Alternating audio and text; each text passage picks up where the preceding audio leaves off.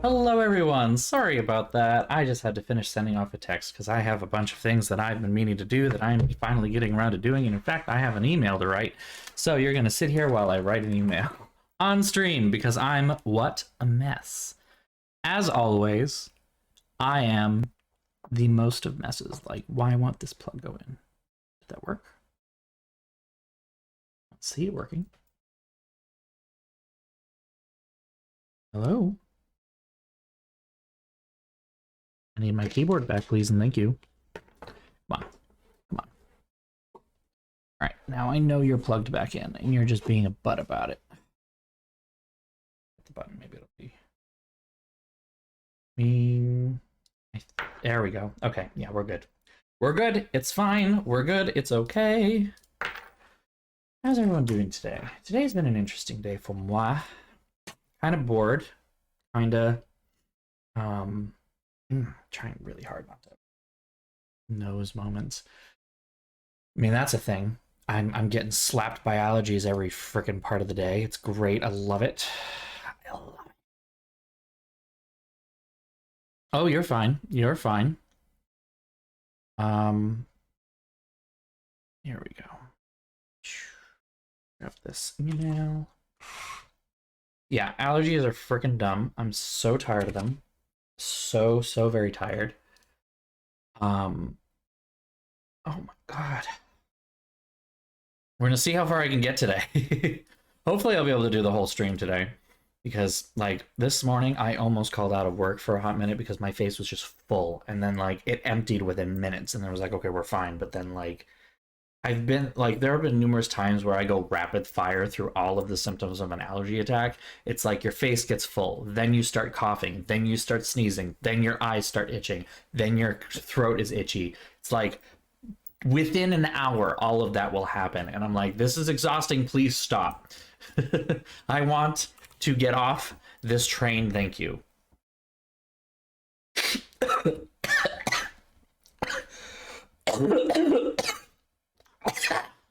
And then you do stuff like that. Ah. Okay, hold on. I want to turn on AC.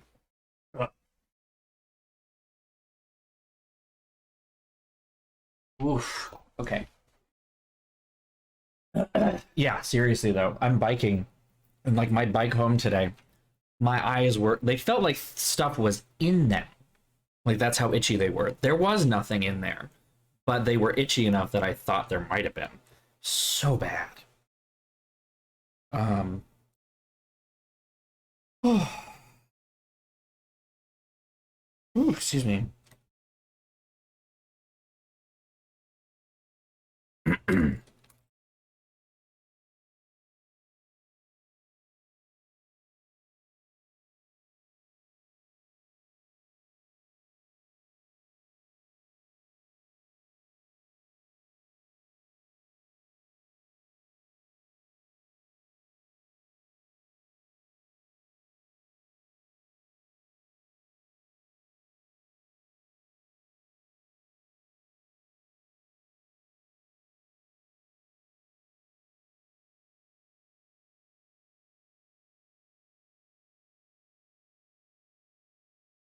All right, I'm trying to make sure I.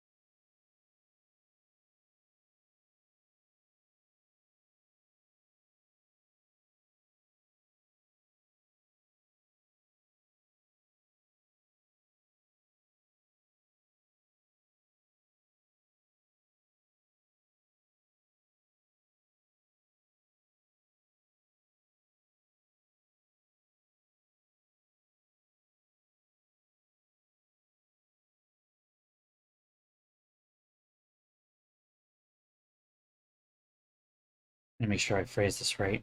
I have done so much on the job application side of things.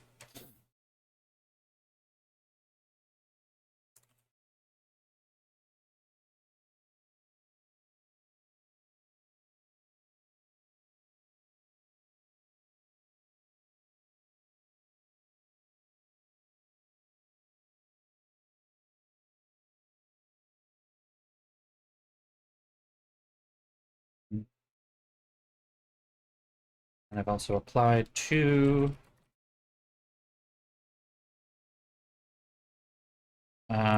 let me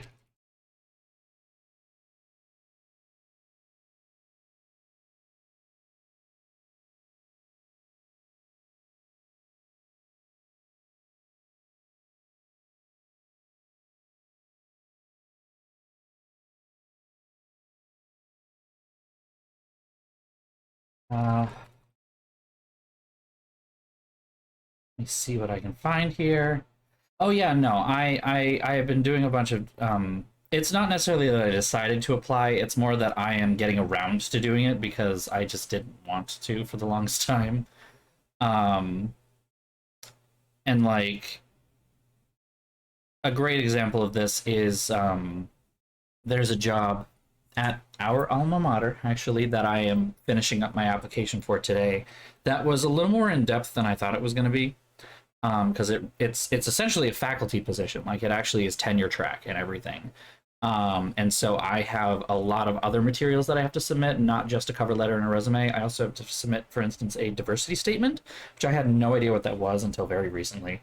Um, it's not a problem, don't get me wrong. I like the idea, but like I had no idea what to do. Like I'm like, how do I format this? How long does it need to be? Like what do I say in it? Is it like supposed to be a personal story? Is it supposed to be more of like a personal plus professional thing? Like is it only supposed to be like me talking about what I've done to promote diversity, alone? Because if it's that, then it's more or less just recounting some parts of my resume. Turns out that it's really just it's like a personal story and connecting your personal story to your professional life. And so I'm like, okay, I can do that. Not only do can I do that, I also get a little bit of a boost in that kind of category because I am not cis and I am not cis and not straight. So I can talk about being gay and non-binary. Woo! It makes it easier to write, honestly. Um, but it's then talking about how I take those experiences, move forward with them, how they are incorporated into my work, and how I support other identities, other marginalized identities, people who are more at a disadvantage than I am. Because I can honestly say that despite the fact that I am trans and non-binary, I am gay. For the most part, that doesn't really factor in to most of my work. Um, or most of my life. I don't experience a lot of discrimination, if any, which is great. Don't get me wrong, it's wonderful. But I want to then try and, like I say in the diversity thing, I want to then give back at least a teeny bit of what that is. So, yeah, it is an interesting piece of application, and it looks like it's happening mostly in academia. And it's mostly a faculty thing, and that's probably why this showed up in this listing because it is technically a faculty appointment. If I were to get this job, I would come on as either an associate or an assistant professor, um, at the rank of associate or assistant professor, um, and then be in tenure track, to quite literally, I would have to publish every year. I would have to apply for tenure, all that stuff. Um, but starting salary for an associate, I think that's the bottom. So I think it's associate assistant professor. I think. Um, Let me try this. Classification of ranks. Assistant associate professor. Sorry, assistant's the bottom tier. So it would come in at I would likely come in at assistant professor, I'm guessing. Um, and an assistant professor at this institution is unionized. First of all the faculty are unionized, so cool. And it starts at $79,000 a year. Starts at $79,000 a year, which is like 10,000 more than I want. Not that I wouldn't take it. Don't get me wrong. I would love to want more than that, but like 10,000 more than I, at this moment, am saying this is how much I'm worth, and I do not want less than this. But I will probably have to take less than this and just negotiate for as good a deal as I can get. So yeah, if the assistant professor starts at 79,000, associate professor starts at around like 100,000, and professor is well above 100. It's worth looking into. It is worth looking into.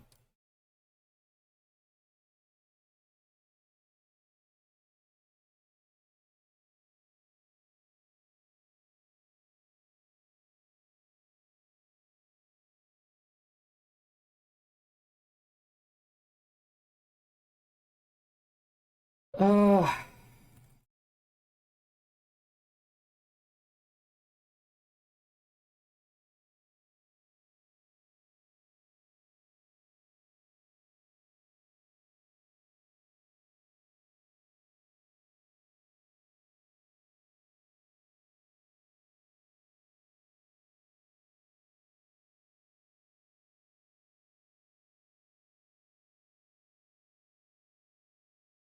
I mean, yeah, so unions are a mixed bag. I'm not gonna lie. Don't get me wrong, I'm fully in support of unions. I think unions as a concept are great. The problem comes with leadership. Um, and it kind of all depends on the institution you're going to and the union's makeup. My union doesn't make a lot of sense. I've never really fully understood why this is my union for the position that I'm in, because it doesn't have, I don't feel any kind of kinship with the other workers that are in this union outside the library. Like, it is the United Auto Workers Union.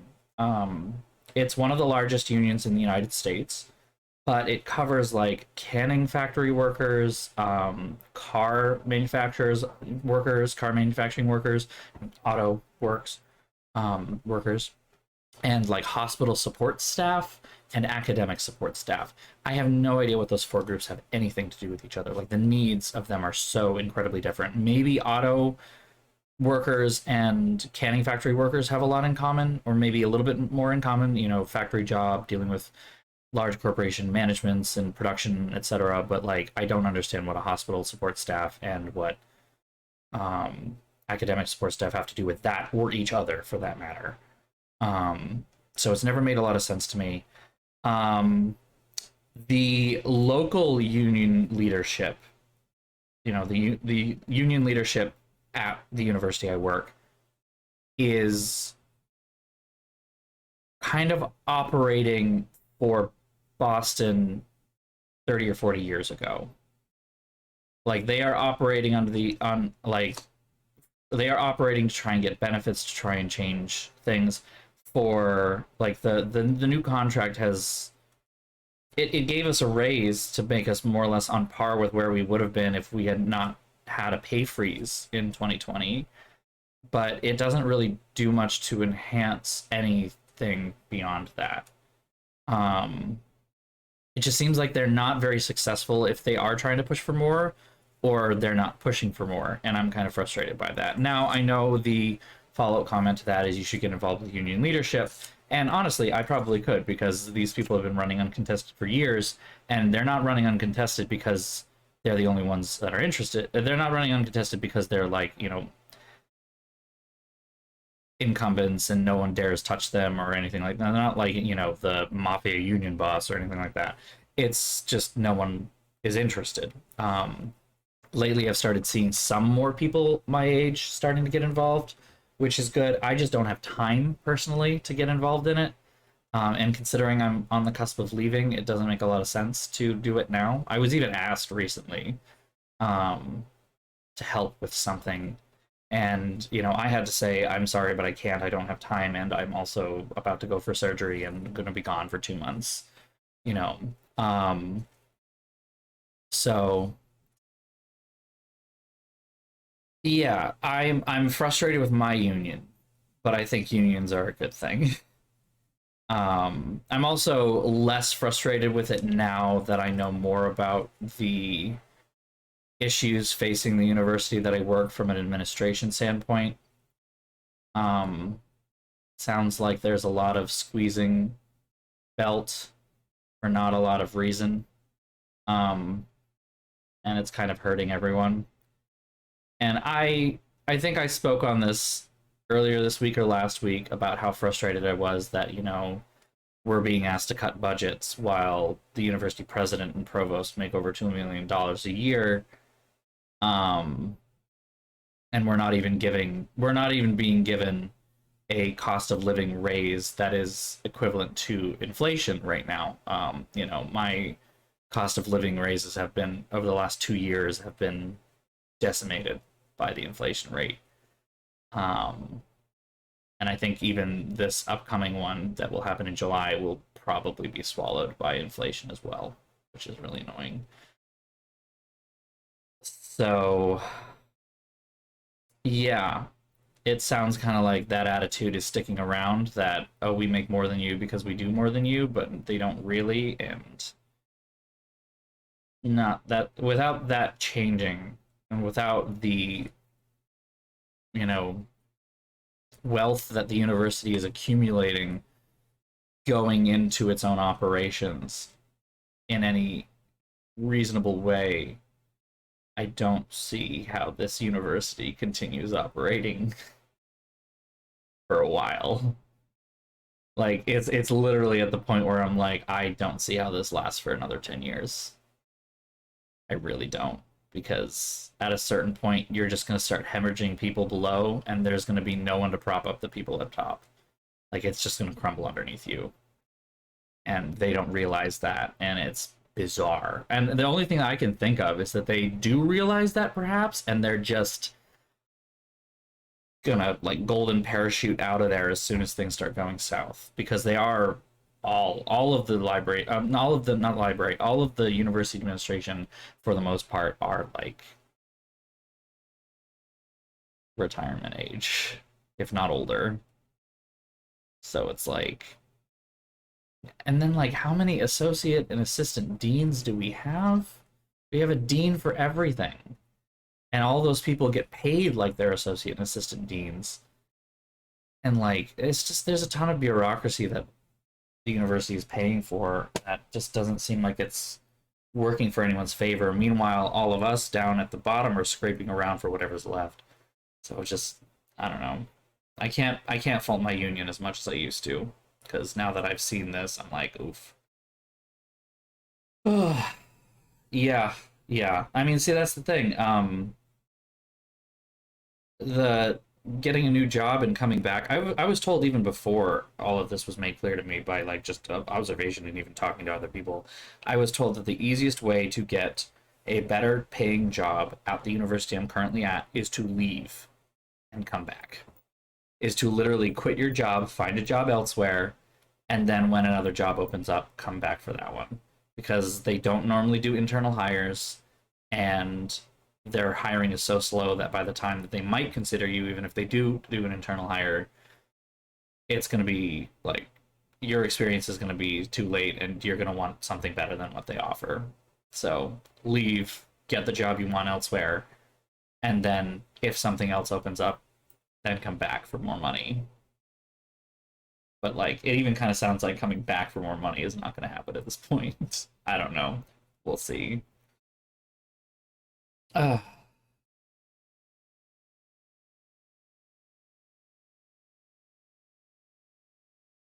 no, I'll bet UNH is correct.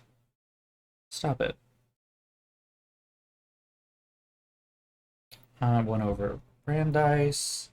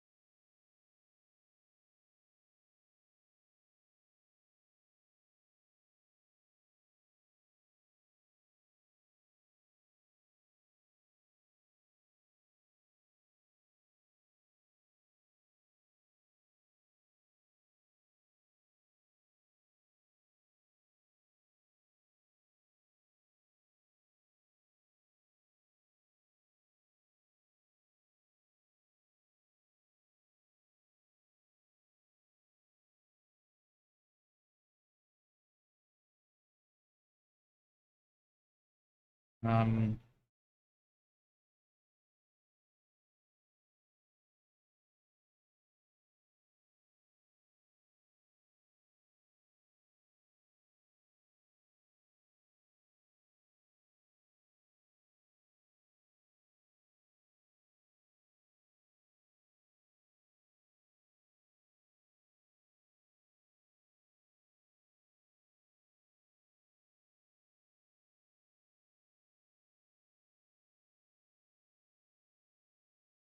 Okay, that's probably good enough. Let's do that. Oops, set. All right, that's done. Cool. Let's stop talking about jobs and let's eat ice cream and play Tomb Raider. Jobs are tedious, and I don't want to talk about it anymore because I don't want to have a job. I want to just get paid $100,000 a year from the government every year for sitting here and playing video games. Isn't that enough? Why isn't that enough? Please, please. Hey, listen, I finished last night at like 12:15 a.m. I finished getting all of the Sheikah Towers in Breath of the Wild on my third playthrough, so I should get paid for that. That's all I'm saying. It's a good achievement. I should get a raise just for that. Just for that. Also, I opened my bottle of wine today, and it was fucking delicious. I think I talked about this bottle of wine before. It's one that I tried at Disney in 2020, and it was so good. And this wine is like, I think it might even be the same vintage, and it's just, oh, it's so good. I'm tempted to go back to that store and buy like 2 more bottles just to hold on to.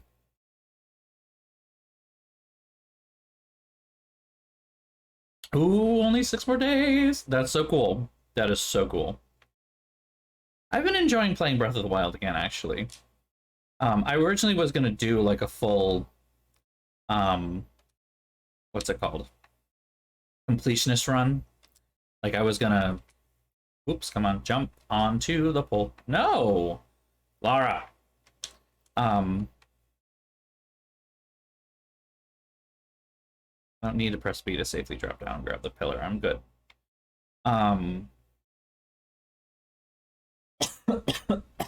Oh, because I haven't actually pressed the button. My bad. This was not a tech issue. This was a me being dumb issue.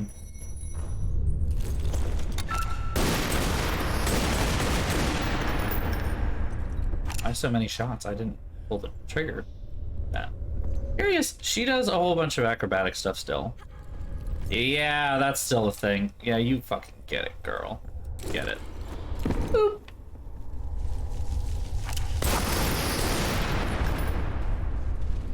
There's a whole ass, like, winged statue down here. Holy shit.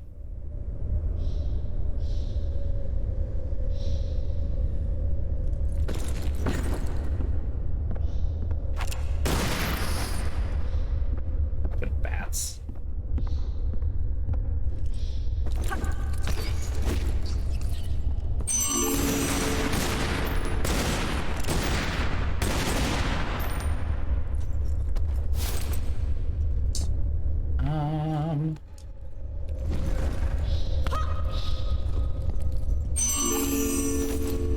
Just picking up these things.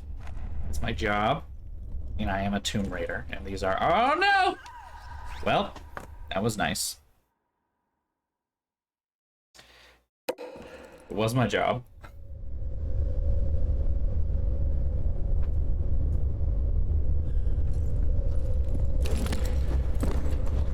Let's try that again. Maybe a little less dying this time.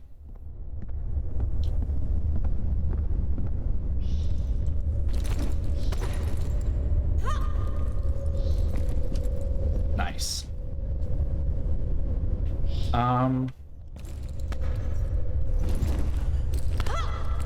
Okay, I already got those. I don't need to go back here. What the fuck? Why wouldn't you grab that? You're definitely close enough.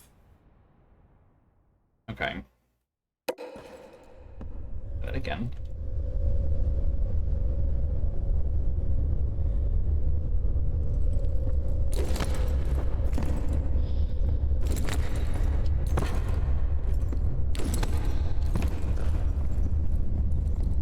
There's a big door down here. Why didn't I go through the door?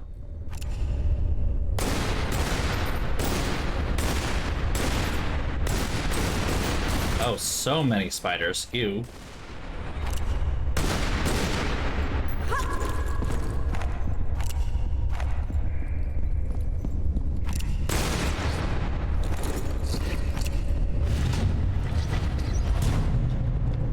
still noises of the spidery kind. Got it.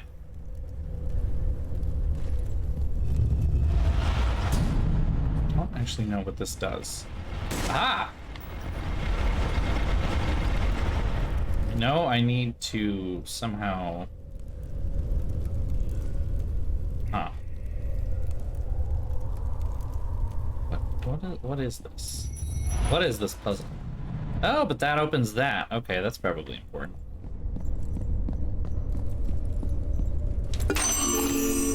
More artifacts.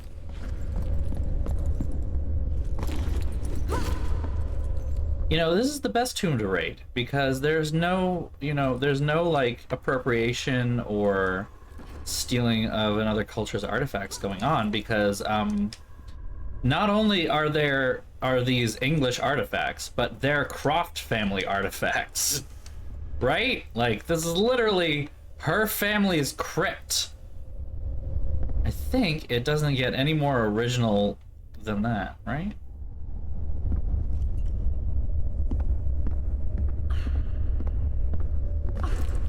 Don't worry. Countries of the world. Lara Croft steals from her own family, too. Although, is it stealing if it's given to her? I don't know. This is complicated questions that I should not have done. She didn't die that time, so I'm going to take that as a good sign here. Okay. That's right. Shit. Oh, it's okay. We can jump up here anyway. Just do it that way.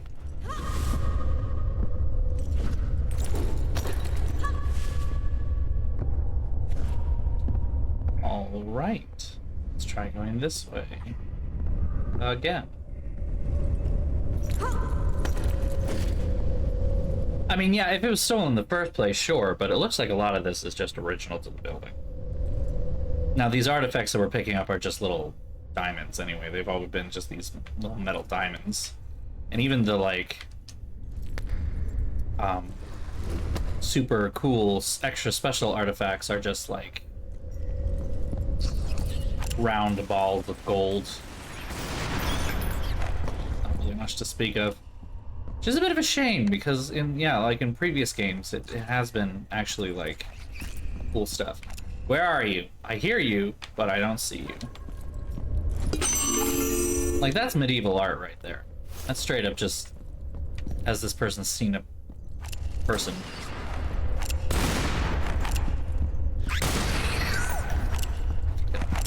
I don't know why they're screaming.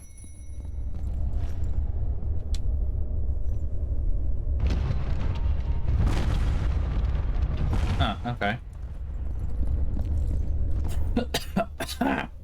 Man, I really just, like, ruined that part of my... Man, I have no idea what's going on in this room.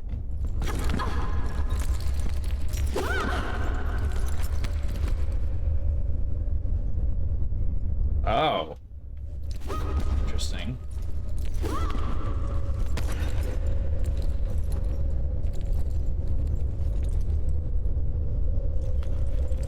No? Okay.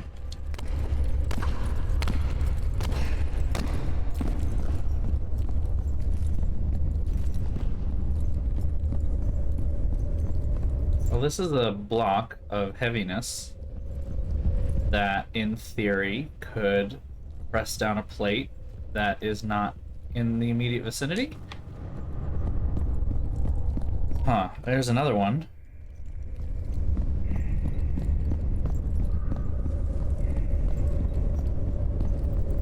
And another one. Okay. Well, there's a... Huh. We have questions. We good? What do I do with these blocks?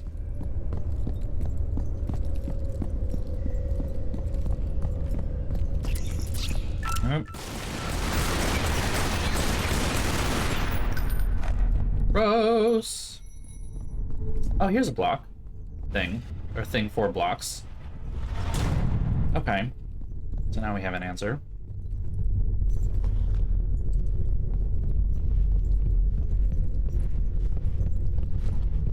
Awkward heavy block shuffle. I may have another glass of wine tonight. The wine is sweet enough that it will go with this ice cream. That's not heavy enough for that. Okay. Good.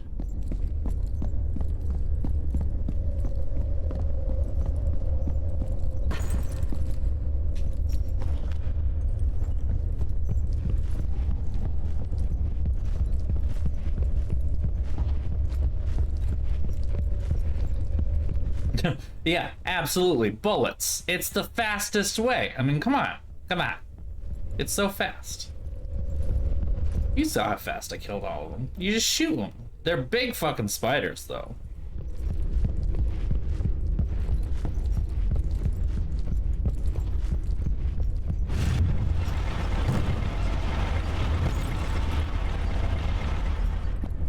Okay. So is there a way to open the other one, then, with the block that's in here? On this side. Gross! Ew! Where's the scuttle thing? Gotcha. Take back.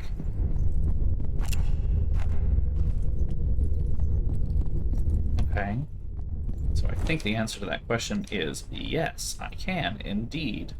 Also, there is the artifact in that grate. How does one open said grate?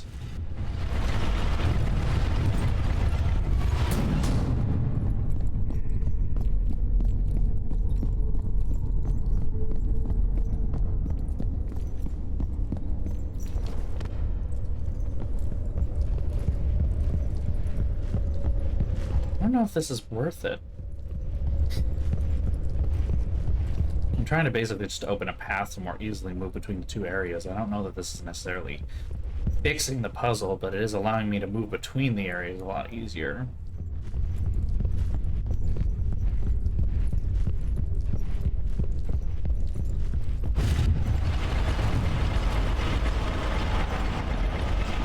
So that, of course, oh hey, that did open this. Cool. So getting the puzzle thing is super fucking easy. Bam, we got the special artifact. Nice. Yeah, it's just a big golden orb. An orb that is golden. And see, I need this pressed down, but why can I not do it from in here? And what is with that? That ring is over there. Okay. Not where I thought it was. Like, should I take the ones that are here and throw them? Oh my god, more of you? More! Still more. Get your scuttling little asses over here so I can shoot it! No spider. Bad spider. Not allowed. Yeah, what is this? What is this, though? I can pull it, but what's the purpose? Oh, there's a space up there. It looks like.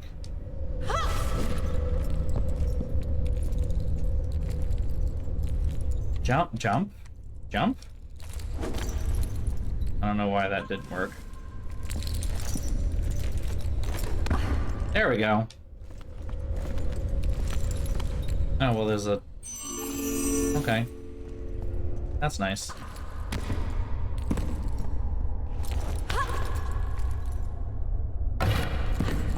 This with me and go to the other side, see what the other one does.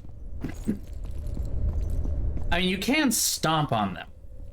I've just been shooting them because it's a lot easier and faster.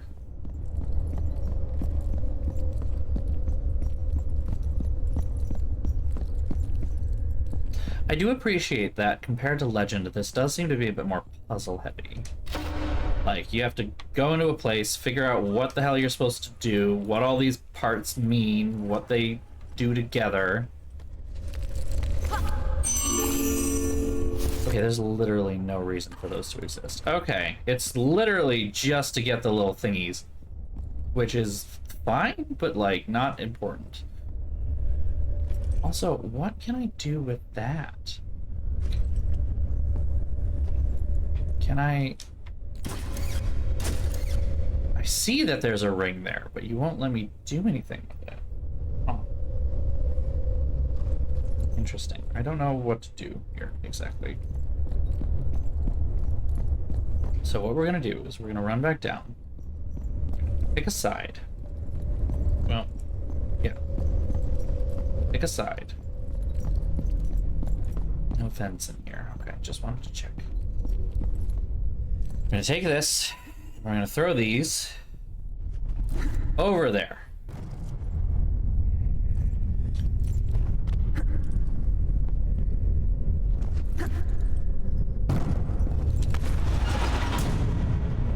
And that way, we can then put these onto the pad that needs to go down so I can complete the puzzle? Question mark? Oop, okay. There we go. Oh, wait. Does this open both of those gates? Oh. Why do they give me so many?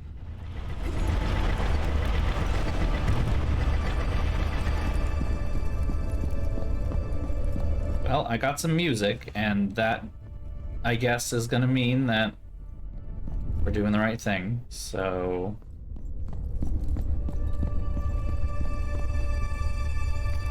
Let's see what happens when I try moving this now. Can I do this yet? Nope. Can I pull these yet? Aha!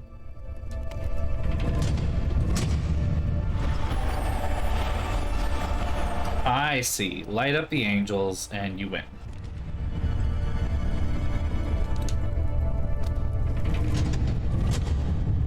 Oop, that was not what I wanted to do.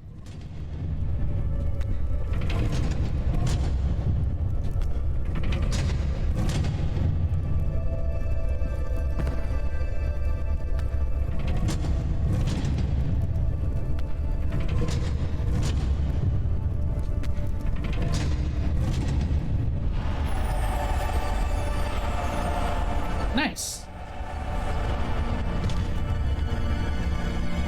Why do we get the feeling that this is not going to work? Oh, it did. Ah, that's why the ring is up there. Is that closing? It is closing. All right, it's a timed puzzle.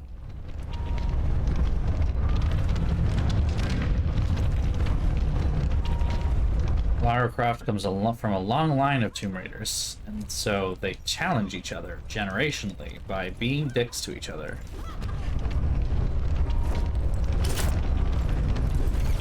Huzzah! I saw you! Fuck off. Why are there giant poisonous spiders in my basement in England? I don't understand. None of this should be possible.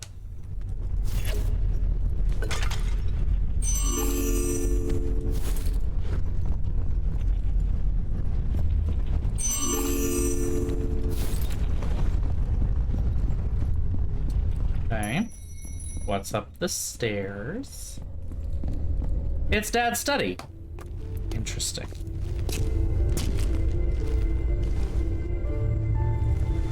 Well, that looks like the other gauntlet.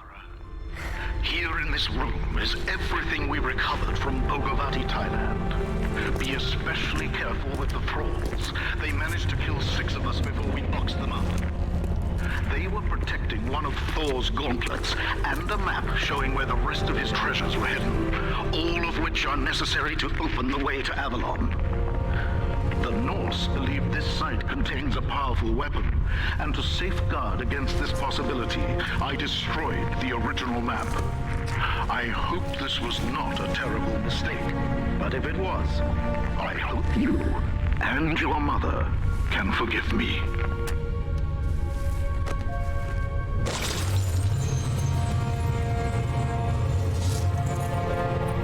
Well.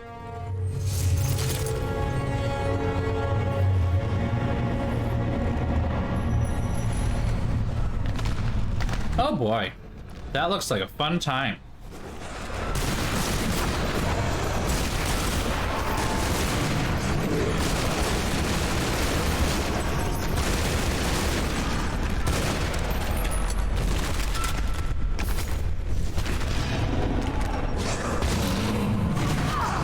Lara, stop!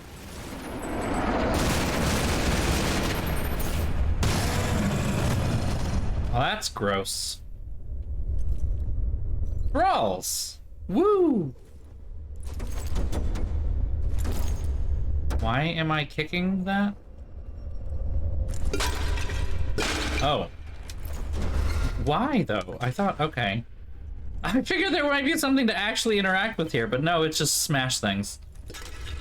Okay. Fuck you, Dad.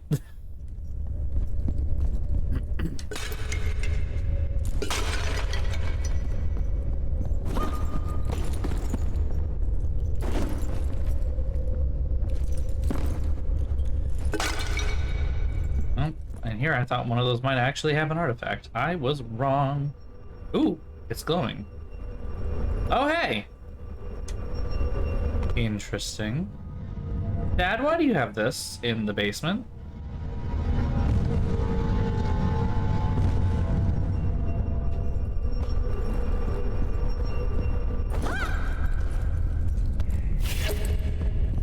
I see that the pole is there, but where does the pole go? Is there a hole for the pole? Giggity.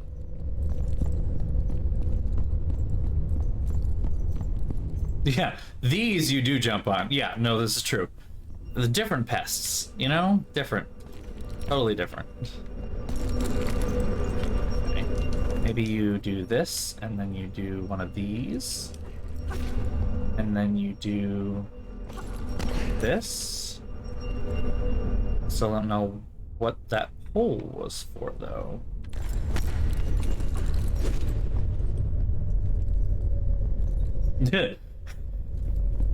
The achievement just pops up and it just says link. That's it. Achievement unlocked, link.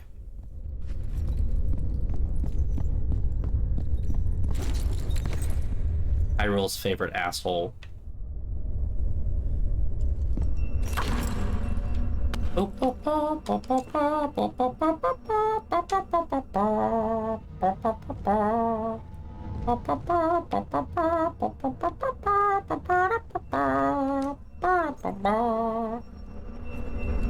am stuck. Why am I stuck? I don't want to be stuck. Let me... No.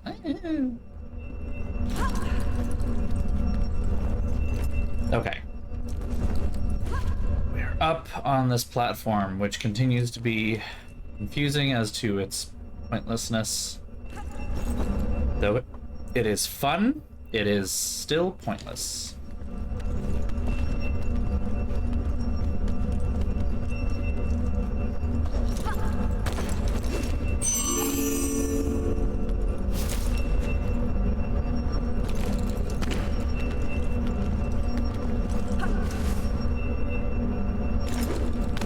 Okay, this actually did work out. I still don't know why that pole exists, but that will be a mystery that we just don't solve, apparently.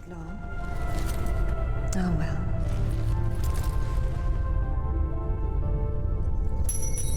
Something, they both need to be recharged? I mean, they were both sitting around in Thailand for the same amount of time, then makes kind of sense, right?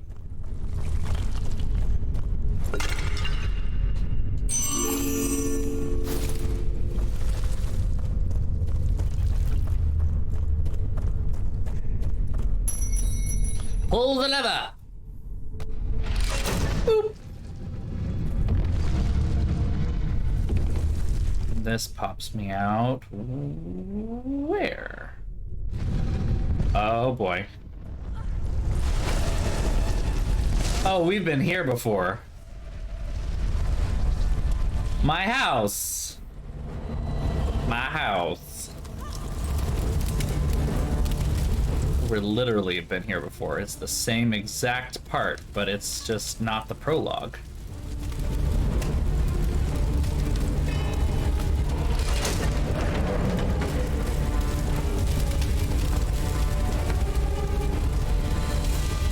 The camera isn't as crazy as it was back then.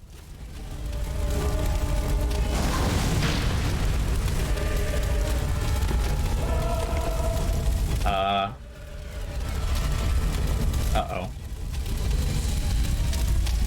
Shit. Okay, we got out of that. That was... I couldn't move. I literally could not move. It was great. My couches are on fire. I don't like this.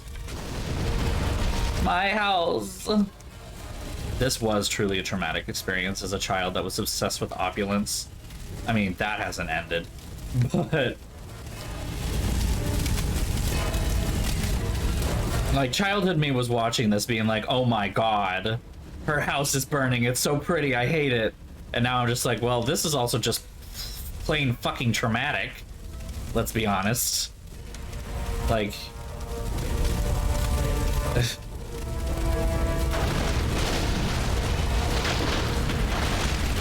being inside your own house while it's burning is pretty awful, and it doesn't make it any less awful because it's a giant mansion that is historic and filled with every part of your family's existence over the last several hundred years. Yeah, it's pretty fucking traumatic. Yeah, there go the ancestors. Amen. Look out! Stop! It's Lara. I know. Drop it, Sip, or I'll drop you. What? So you can shoot me again? It wasn't Lara. Why would she set fire to her own home? She got into the vault. It had to be her. Is that what happened here? Someone blew open the vault? All right. Say it wasn't. Someone who looked a hell of a lot like you opened it using the retina scanner. Impossible. Exactly. Then what happened? She got away with Amanda's race stone. Where's Alistair? We haven't seen him. I'm going to the tech room to watch the security video. You two get out before the roof comes down.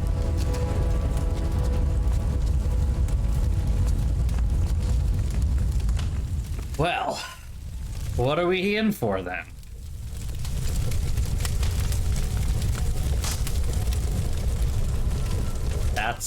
Yep.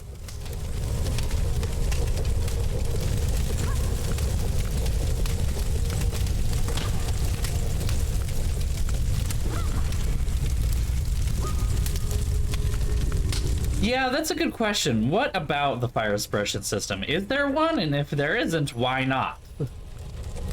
You have the money to do these upgrades right here, so...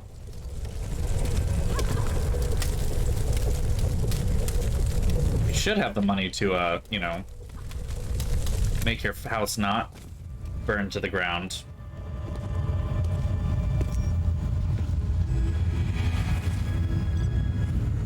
Oh, hello.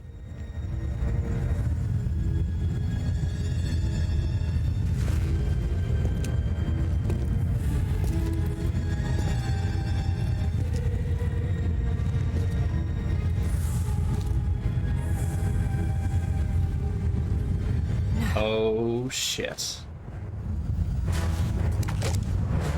Remember this moment? Oh, shit. Holy crap.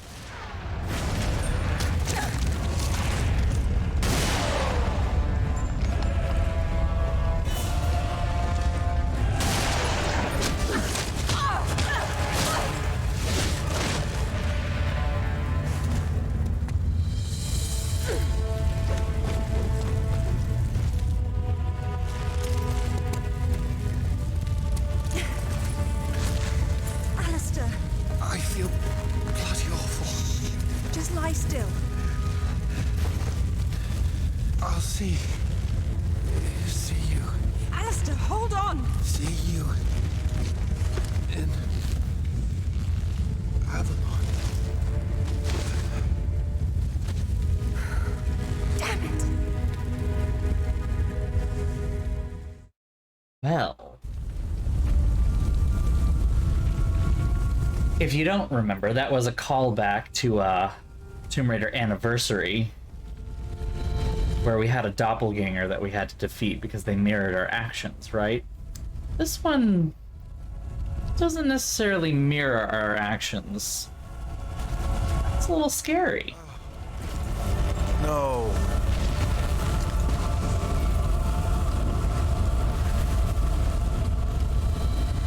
What the hell was that thing? I've only seen something like it once before. A doppelganger that Natla sent after me years ago. That one didn't have a mind of its own. But how could Natla have sent it if she's Amanda's prisoner? They're a team of sorts now. Amanda and Natla, her pet Atlantean god. What are we going to do? After I deal with the authorities, I'm going to southern Mexico to retrieve Thor's belt. What? Alistair's dead, and it's just business as usual? I need Thor's belt to get his hammer, and I need the hammer to kill a god. She's so fucking badass. I'm sorry. I'm sorry. I know the new one is supposed to be more realistic, but like this one, she's like, now I'm pissed, and now I'm gonna fucking find a way to kill a god. Bring it on. Completely unfazed. Totally ready to throw down. Fucking love it. Alright. What do we got? We're in southern Mexico. I'm not wearing a jacket. That sounds like a bad idea. So shorts it is. Classic Tomb Raider gear. Completely impractical for all purposes.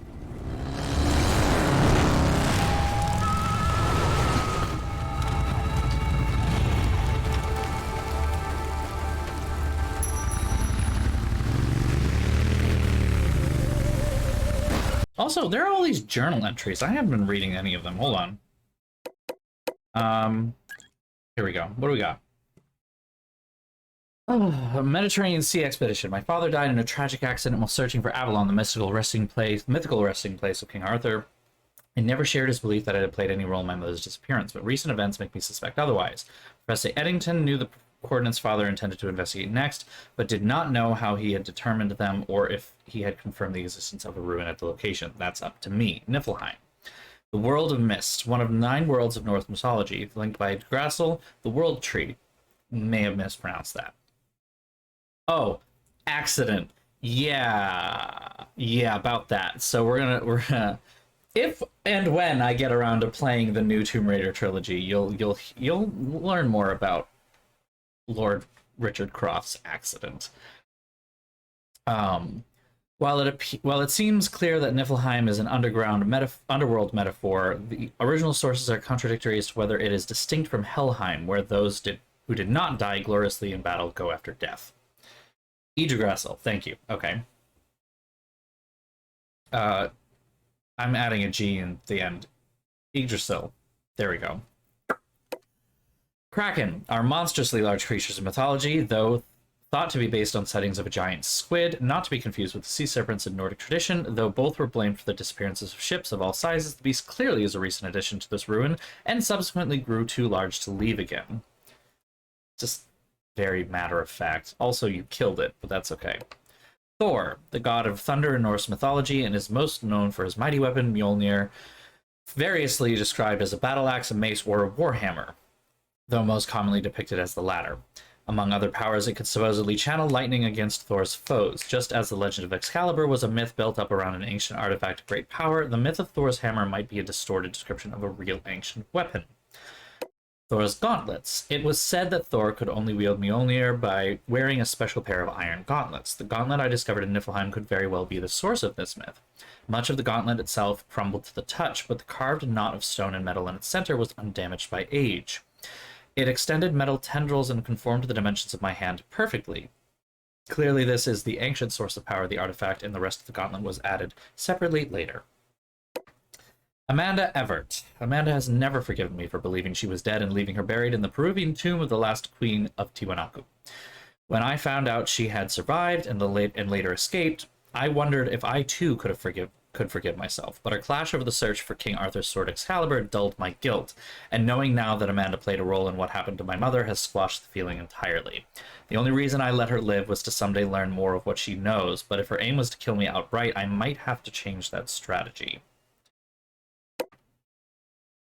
Natla was the immortal queen of Atlantis and more recently CEO of Natla Technologies. Somehow she lost her connection with the powerful artifacts of her reign millennia ago and recently began devoting her knowledge and intellect toward recovering it all from ancient sites around the world. Her aim is to initiate what she calls the Seventh Age, of which I know nothing other than it would be a very bad turn for humanity. How British. Let me reread that one with more standard BBC here. Her aim is to initiate what she calls the Seventh Age. Initiate should have been done a little more. Her aim is to initiate what she calls the Seventh Age, of which I know nothing other than it would be a very bad turn for humanity. It would be a very bad turn. You mean like fucking end of the world. Okay. I buried her on a remote island, but apparently Amanda has dug her out and is keeping her prisoner as her own personal Encyclopedia Atlantica. But, never let it be said she's not a joker. I hope Amanda understands that she's sitting on a time bomb and that everything Natla tells her is filtered by her own agenda. She probably doesn't. Thailand expedition. I don't know the extent to which my father worked with Natla or how much truth there is in what she said, but she acts only out of self-interest, so any help or information she provides is because she wants the same thing I want. I can therefore assume that whether my father explored this site or not, there's likely something there that will get me closer to Avalon. See, Lara? She's thinking. Bhagavati. Bhagavati is the capital of Patala, the seventh netherworld in Hindu tradition. It is populated by Naga, which in the most notorious descriptions are large snake people. The architectural style of this ruin has never been found this far to the southwest before, and it is older than any other site that I'm familiar with, which changes our notions of how these Hindu traditions moved throughout Asia. You know, she's actually not that bad of an archaeologist. You read these things and you're like, oh, these are actually really interesting observations that she's making. I wonder if she published. Like, is it canon that Lara actually publishes? Like, does she publish in journals and everything? I bet she probably does. It's like, by the way, also being a gun-toting Tomb Raider, I have several articles and books. Naga are the snake people of Patala who, among other things, were keepers of Amrita? Okay. An elixir that bestowed eternal life. The primeval reptiles around this ruin possibly inspired the myth of the Naga, or just as likely contributed to existing Hindu tradition due to their unusual appearance. That's Dr. Tomb Raider to you. The Hindu ruins are ancient, but the Niflheim site is far older still, old enough to have been above sea level at the tail end of the last ice age. These ruins that here are stylistically identical in a comparable age. The Hindu built on top of the far older ruins below, creating this stark contrast of architectural style and weathering. Of all the gods in human mythology, Thor was among the strongest. The stories of his strength stem from truth, however, as the power of his gauntlet now reveals. The power in the gauntlet's stone somehow activates specially prepared objects and renders them virtually weightless. Doubtless this would have appeared as extraordinary strength to anyone unaware of the ancient artifact being employed. Odin is the god of wisdom in Norse mythology, and father to Thor. In one account, he gained his wisdom by sacrificing his eye to the wellspring beneath Yggdrasil, the world tree. There he foresaw Ragnarok, the final battle that would destroy the world and the gods themselves, and also that even with this knowledge, he would be unable to stop it. Odin's map room. On the wall it is written, "My son, your treasures here and far are protected by the dead. This gauntlet's twin, Megingjord." I'm gonna hope that I blundered through that.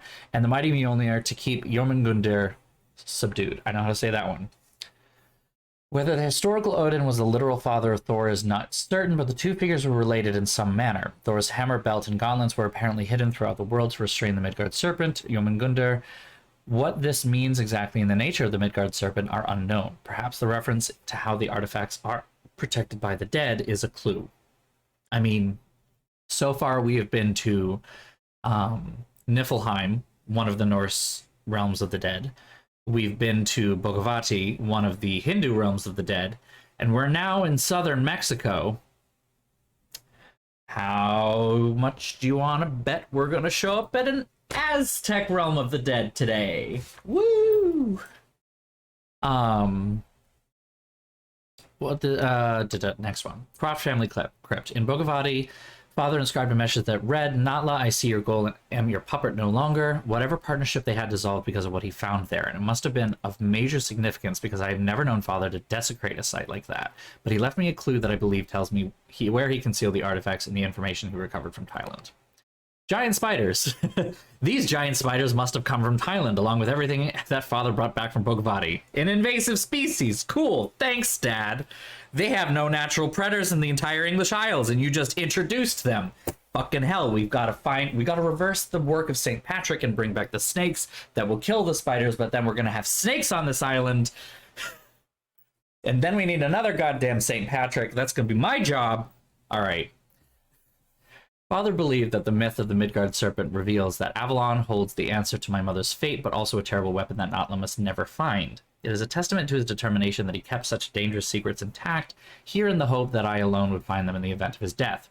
As much as I want to discover what happened to my mother in Nepal all those years ago, I may have to reconsider whether it's worth the risk of also unleashing this destructive force. Thralls. The term thrall referred to a kind of slave to the Norse. The god Thor traveled in the company of 2 thralls. Okay. There's a lot of Norse in this. Oh god, okay. Galfis and Roskva. We're gonna say that's right and move on. And also with him were 2 goats, Tangersnir and Tangnoster.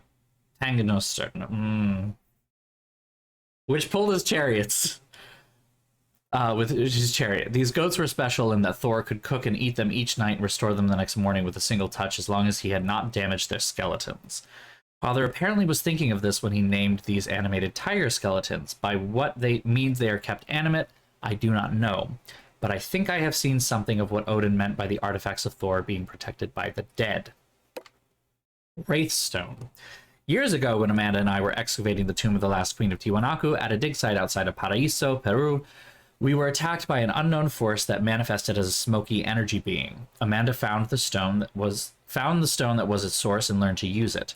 When she turned it against me in Bolivia, I defeated them and took the stone. It seems that Amanda's sole purpose for this attack on my home was to recover this wraith stone. Doppelganger. My previous encounter with Natla ended on a lost island containing a myriad of ancient devices, one of which was capable of creating an automaton of sorts that duplicated both my body and abilities, though it was skinless, having no need for any, and merely parroted my actions, a tactic which I used against it to destroy it. Seems that Amanda, with Natla's help, has created another doppelganger of me, this time with skin and a mind of its own. If it truly can do everything I can do and more, it will be more than my match should it ever be sent to kill me. Well, fun fact, we already know that yes, it is faster and better than you at a lot of things. Mexico expedition. The location of Thor's belt in Central America was easiest to pinpoint precisely on Odin's map, and I need it before I can use Thor's hammers anyway, so it's convenient to recover it first while Zip works on refining the precise location of Thor's hammer. Zip doesn't understand how I can continue the search after Alistair's murder, but I'm convinced that this path also leads straight to those responsible. If Thor's hammer can indeed kill even the gods, then perhaps I will finally have the power to end Natla's immortal reign permanently. A fucking men. And that's where we leave off here. Meginjord? Okay. Okay. That makes sense. It's just the extra G at the end, like Meginjord. Like maybe, is it like Meginjord or is it Meginjord? I'm not sure. But then again, you know, like with what's the one? Jormungandr. Like the A kind of has like a I-ish, U-ish noise, like a E noise. Oh, it is just like a Y. Okay. Okay, that's fair. I didn't know if it was the GJ or just the J. Okay. See, the thing is, whenever we run into any kind of like Spanish in here, I fucking got that. Gotta use that high school Spanish for something. We run into any German, and I got German ready. Like, don't worry about that. Why am I not? There was something down here. What's that? Can I get off the bike? Yeah, get off the bike.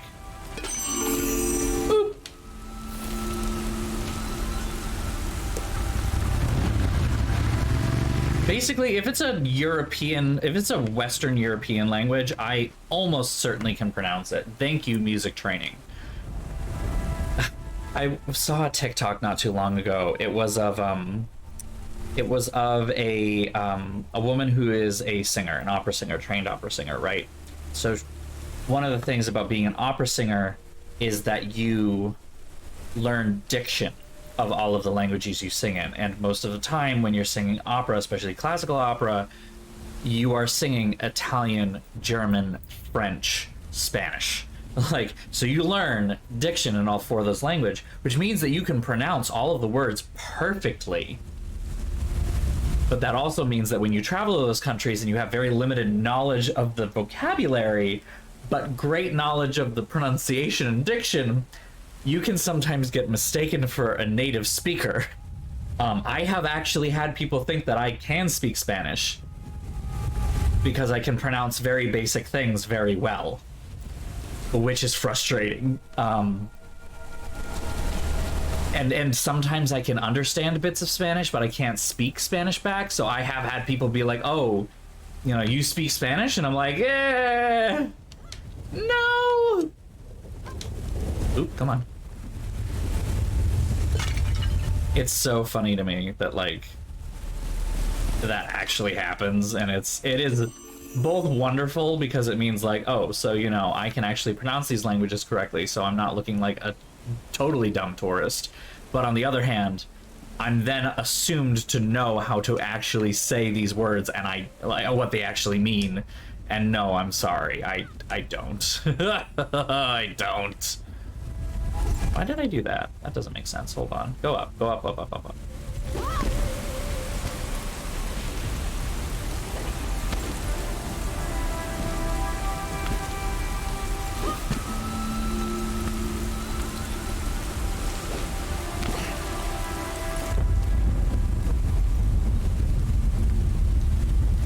It literally means power belt. Oh, that's so good. I mean, completely literal things are such a Germanic thing. Like, I'm trying to think of one that came up recently.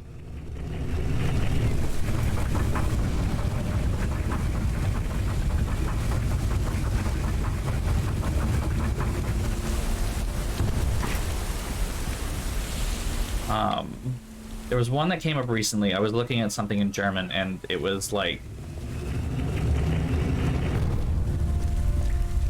the two. It is essentially two words that, when you mash them together, mean something slightly different. I cannot for the life of me remember what it is. Shit. But yeah, there's a whole bunch of words like that all over German that do the same thing. It's a building block language, you know? Like, you just mash words together to end up saying what you mean. Just trying to find a really good example.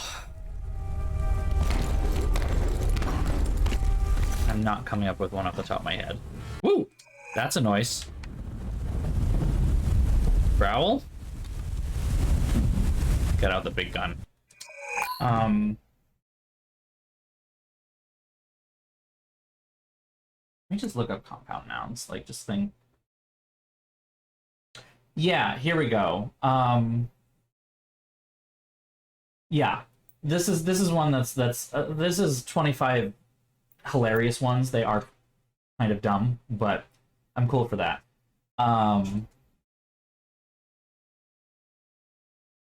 Das Faultier. Das Faultier. Foul, foul literally meaning lazy, and tier meaning animal. So it's a lazy animal. It's a sloth. A Faultier. Handschuhe, die Handschuhe, is literally hand, Schuhe, shoes. So hand shoes. They're gloves. Like, this is the kind of stuff that I love about how funny some of this can be. Why is it a sea pig? That's so weird. I do like some of these that I didn't know about before. Die Glühbirne, yeah, Glühbirne. Which, Glühbirne, there we go. Literally means glow pear, like a pear that glows. It is a light bulb. It is shaped like a pear. Like they just smash things together, and it's great. A Regenschirm. Der Regenschirm is an umbrella. It literally means rain shield. Regen, rain, Schirm, shield. Der Schweinwerfer. Shine meaning shine. Werfer meaning thrower. A shine thrower is a headlight. Die Schildkröte. Shield toad, otherwise known as a tortoise. Das Stachelschwein. Spike pig, otherwise known as a porcupine. Der Ohrwurm, or meaning ear, worm meaning worm, earworm, catchy tune. It's like this is just so good. Also, this is a noun that I have heard of before. I do love it. It is an excellent thing. Der Kummerspeck. It literally kind of just means like extra weight that you've gained from comfort eating.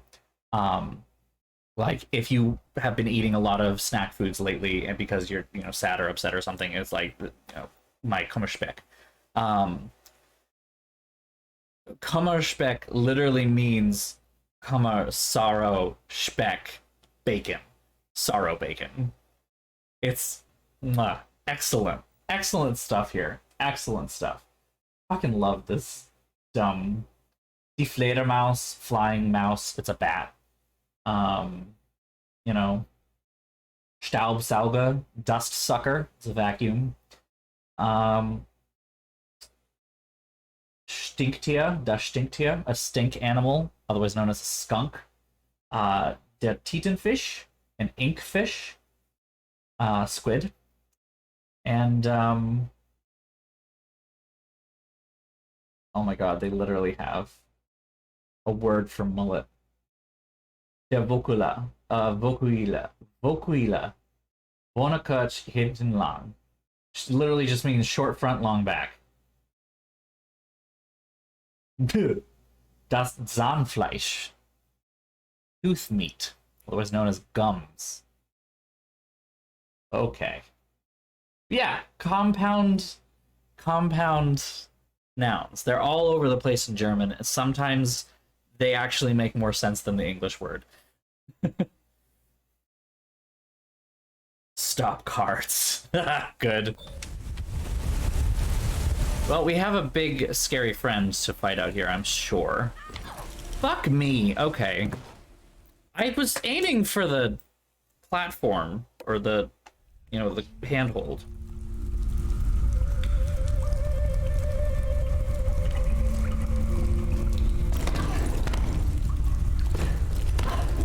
Button inputs mean what? Growl.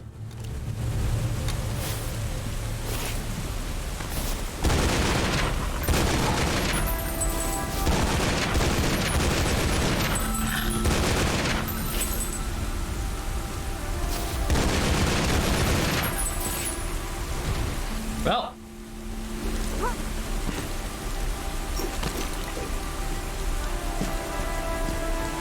Kitty is dead. No more panther. Okay, stop paper. Still, it's very literal. Even if it is stop paper. Ooh, another one.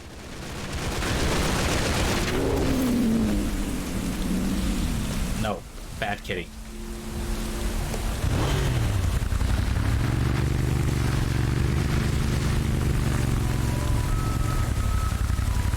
Power slide break. Oh, yeah, okay. Gotcha.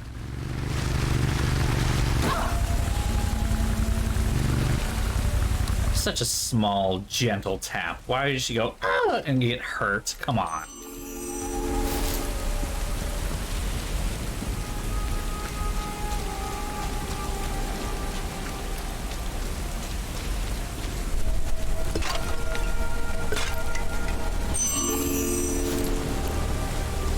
This is why we do this.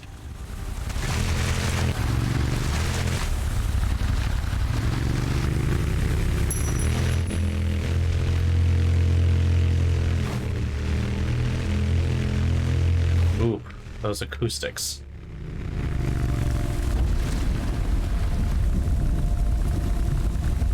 if there's anything to get around here. We're good. Moving on. I don't really care if I get all the artifacts anyway.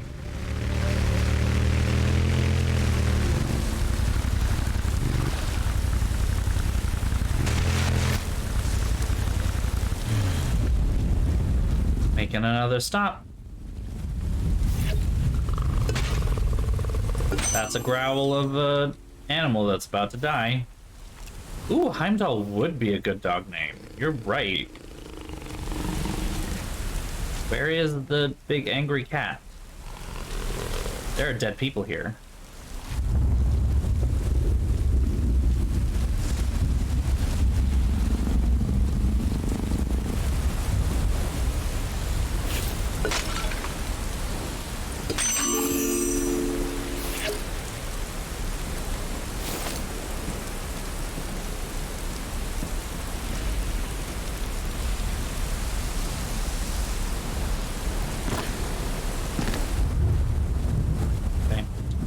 There we go.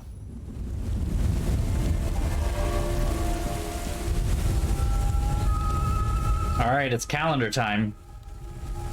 The Mayan calendar had only 360 days, and the remaining 5 were the unnamed days. The Maya believed that each year when the unnamed days arrived, the gates to the Underworld would open.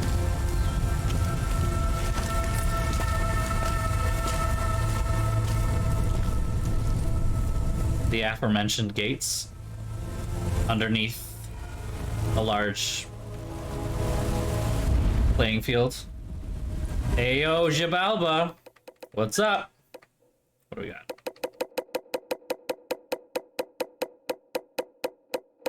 got? Poachers. Ah, okay.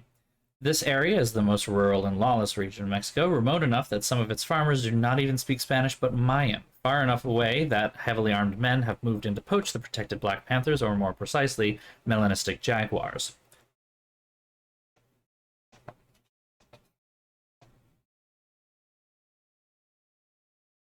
I should say a full British moment. Jaguars. The melanistic jaguars. The poachers have dug pit traps and must drive panthers here from throughout the surrounding area, unaware that the scattered ancient ruins here are only a hint of what lies beneath. A Mayan ball court. The rules to the game played on these ancient ball courts are lost to history, but it's believed that it was played frequently and sometimes for high stakes, as the losing team was sacrificed to the gods. It is of particular interest to me, as it was believed that the Mayan underworld of Xibalba was underneath a ball court. Imagine if hell was just under a basketball court. It's kind of what this feels like. But also we kill the other team. Celtics would never survive.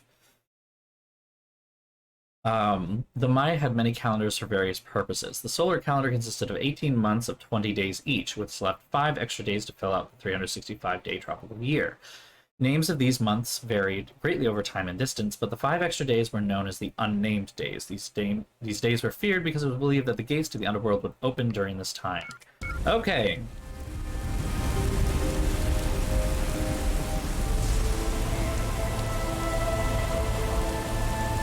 Not moving? Not moving.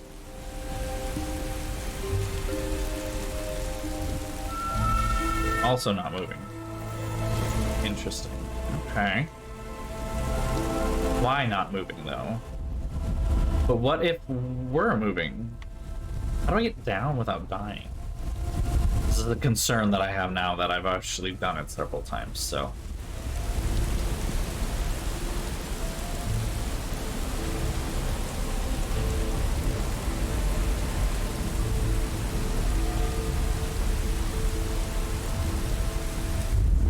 Can't tell if it's not moving because I'm not ready for this puzzle yet, or if I haven't done something obvious yet.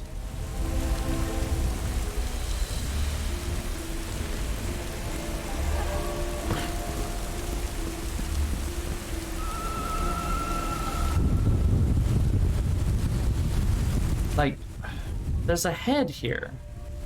Does the head not go in there? Is it just that it's missing? And I need to find another one? Like...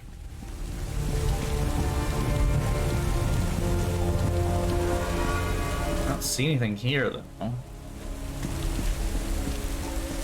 Maybe I need to come back. Maybe that's the problem. I need to come back.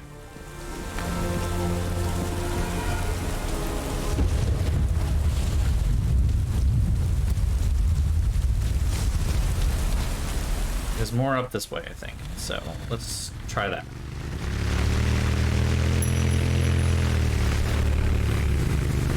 Woo! Almost didn't make that one. That's spike hit. Crap.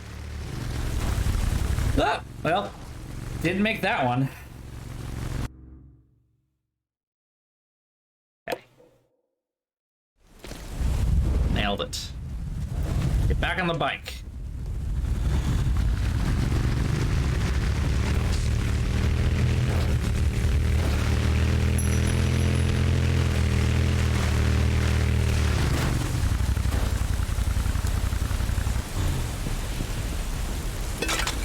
Saw some pots, they're just absolutely asking to be smashed. 10 out of 10 would smash.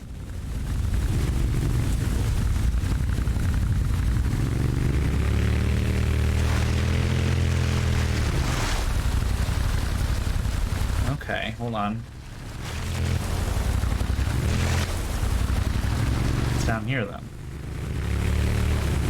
Oh, wait a minute. Oh, shit. This is like ground floor of the place we were just at. All that work and we just went around the corner? Like...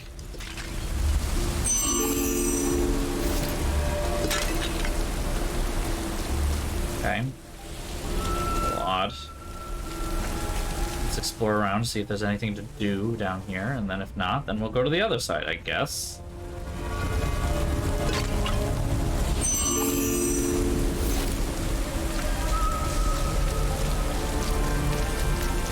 I can sprint. Makes this a lot faster. Lara's got the zoomies.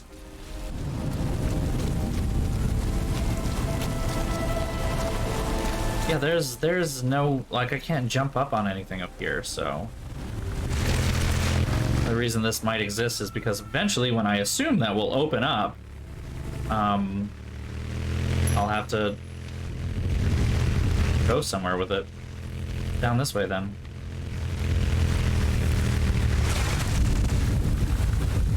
I don't think I can go up this way again. Isn't this where I came from? Or not? Maybe not.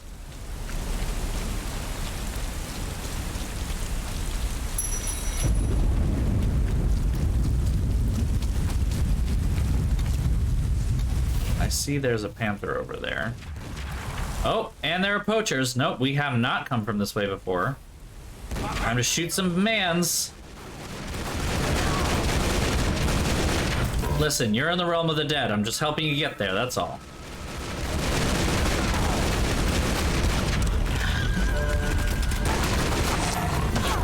Ah, fuck. He's doing so well.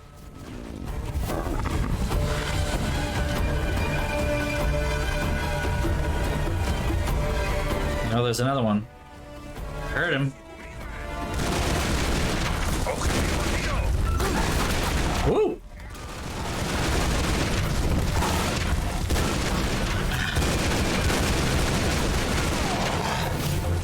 Woo! There's one more. Okay.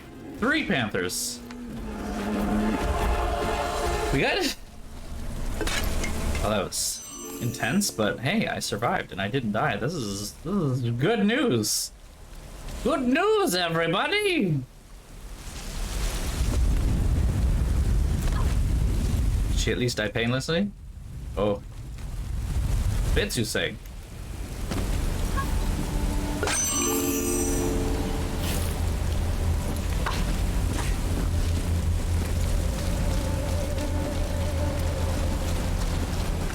Not entirely sure what I'm doing here, but we're gonna just bomb around and try things. And eventually something will work. Stop that.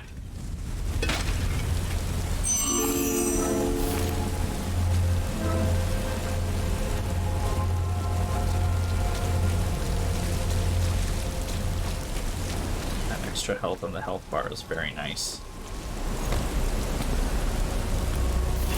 definitely been playing too much Breath of the Wild. I keep hitting the Y button because it's the top button here to jump, but that just kicks. That's not a jump.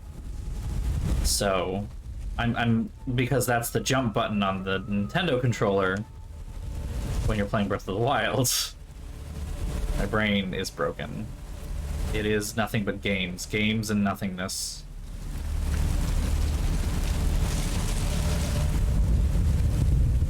There's no reason to put it in that one, I don't think. This one, however, has some promise.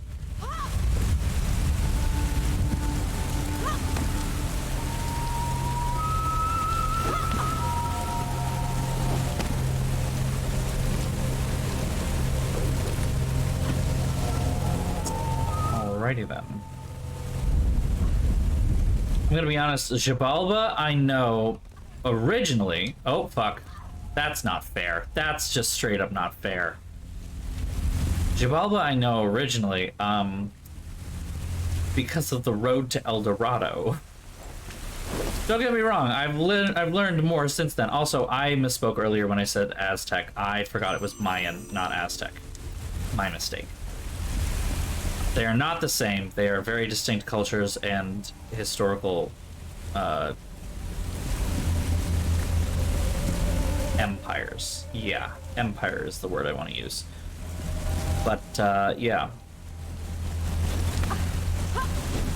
For some reason, my brain literally was like, yeah, I remember back in like late 2000s or whatever, everyone was obsessed with the Mayan calendar, but I inserted Aztec instead of Mayan in my brain, so yeah.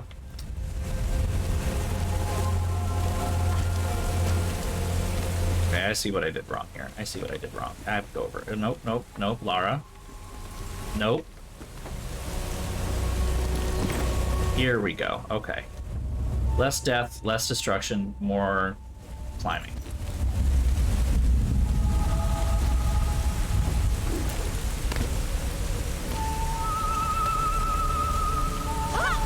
It's really weird because I am interested in anthropology and ancient history and stuff like that, but I would have been a terrible anthropology major. Like, popular anthropology, maybe? I could have done that.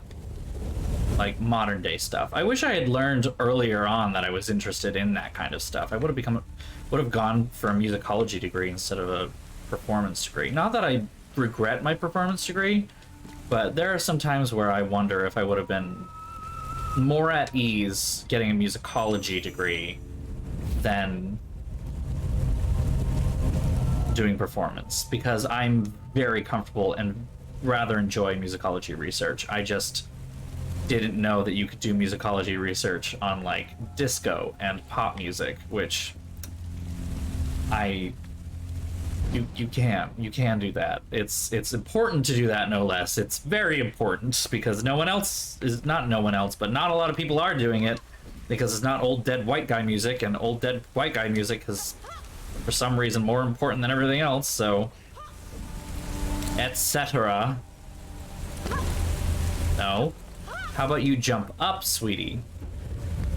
Oh my god, are you done?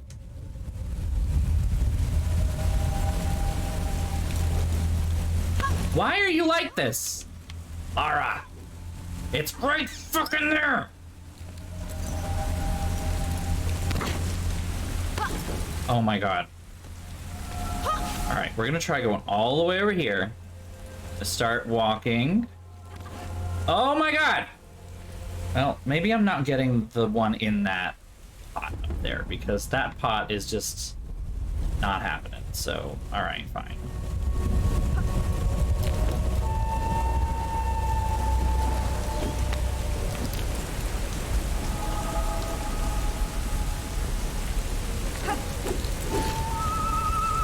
Or maybe I can just jump from here.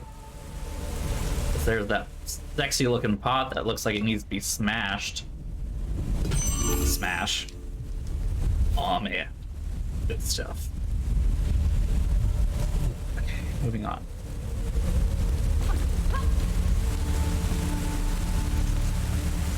I mean, that makes sense. Yeah, that makes sense. I have a lot of interests, and I think especially our generation was definitely like it was not made clear to us what the difference is between like a profession and an interest, and that distinction was never made clear in a good way, in a healthy way. So there was always this pressure of like, oh, you're interested in this, you should turn it into a job, you should go work that way. And it's like, well, not necessarily. Multiple reasons. One, you know, the idea that you should love your work is kind of toxic to a certain degree. If you take it to a certain point, love your work is a toxic phrase. It is quite literally, if you love your job, you will never work a day in your life. Well, that means that you end up hating the thing that you love because there's tedium involved in every job, no matter how dream job it is. So while it is good to enjoy your work sometimes, you also have to recognize that not all the time you're going to enjoy everything you do. And then beyond that, sometimes if you have an interest, it doesn't need to be a job. Like, you don't have to turn it into a career if you're interested in something. You can also just research it on your own. Like, yeah. Right, exactly. Like, it is a means to an end, not the end itself. And that's the thing. I think that millennials especially, were told over and over again to get the perfect job so that you will be fully fulfilled, and the job is the end goal, you know, insert all the dumb shit about that here. Where the hell am I going? I don't understand. Why am I up here? Like, why did this take me up here if there was nothing up there? It looks like it leads you up there, but I'm not blaming my parents or anyone like that. My mother was not exactly like that. And there is some, you know, not truth, that's not the word I want here. There is something to it all the same that is important to keep in mind. That, like, it is good to at least somewhat enjoy what you do so that you don't hate every minute of it. You know, there has to be something that you enjoy in your work so that working a soulless job doesn't feel so soulless, right? Or what might be soulless for one person isn't soulless for you. Or if you're fine working a soulless job, then by all means, do it. I don't... Oh, maybe it's a... Oh, wait. No. Also no. Okay. Me thinking I have this in the bag, and I don't have this in the bag, and I'm still confused. Yeah, see, that's toxic as shit. That is toxic as shit. And that sucks. I am sorry. Like, on my end, me being a librarian was not what I went to school for at all. It was not what I went to school for until very recently. The fact that I worked in a library was just happenstance.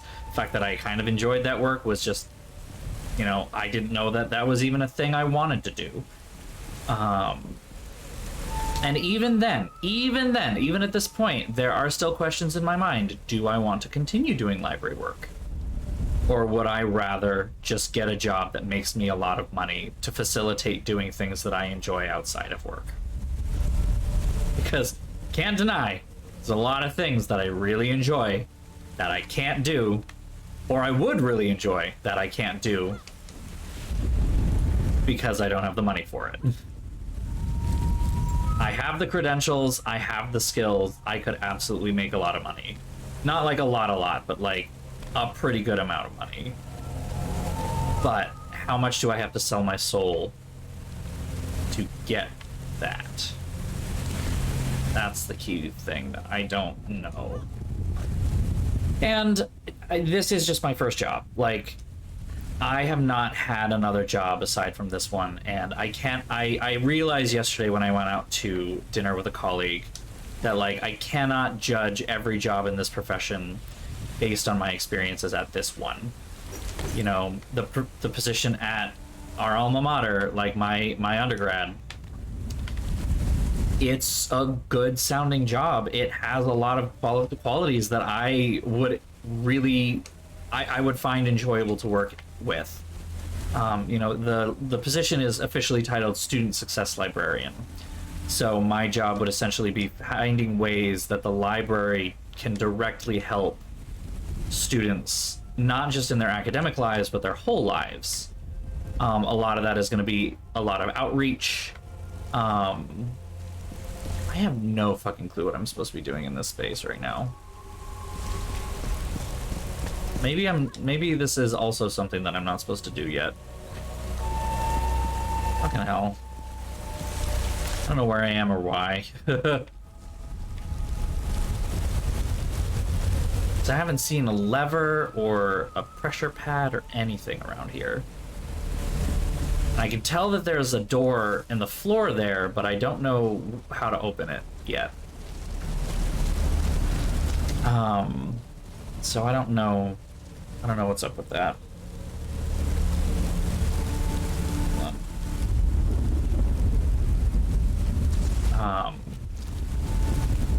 But yeah, I need to recognize sometimes, and you know, part of this is because I'm really tired of this job search. I feel like I've been searching for a new job for a really long time, and this is, I'm now finally starting to feel a little bit like I'm getting traction, but like it's taken me so long already that I want someone to just give me a new damn job already, and I want it to be the perfect job, and I want it to pay a lot, and you know, it's not going to happen, is the thing. I know that's not going to happen. So, of course, my reaction to that is I am jaded, and I don't want to do half of this stuff to make this continue to happen, and just pissy about everything. So, yeah. Fun things. I'm not that jaded, and I'm not that upset. It's just, oh, okay. I need to not be on this bicycle. Ah! Stop killing me! Thank you. So yeah, I just want a new job. I want it to be a good job. I would love for it to be in the Boston area because I don't want to move. I really like it here. You know, even the one at my undergrad, as good as it is, one of the biggest things against it is I would basically have to move either to the North Shore or up to New Hampshire. And I don't like that. It would be cheaper, but like not enough, I don't think. Wow, you are just a fucking bullet sponge. Oh, you can shoot pistols while driving? I'm out of ammo? I didn't even know that was a possibility.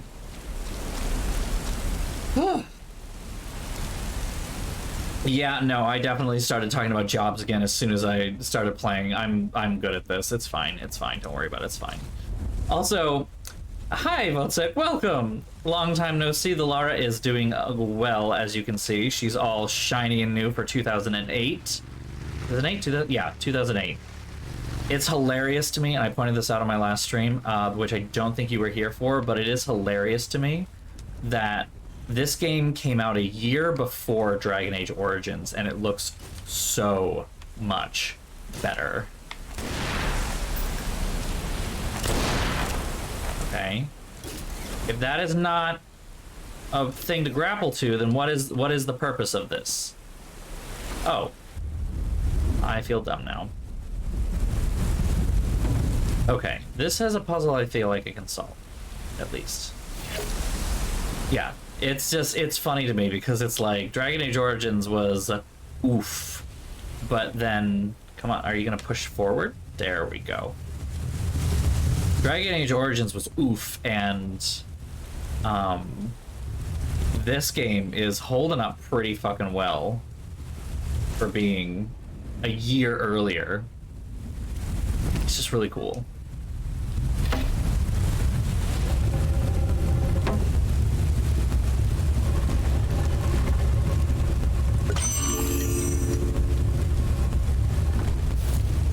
When did Uncharted 1 come out? That's a good question.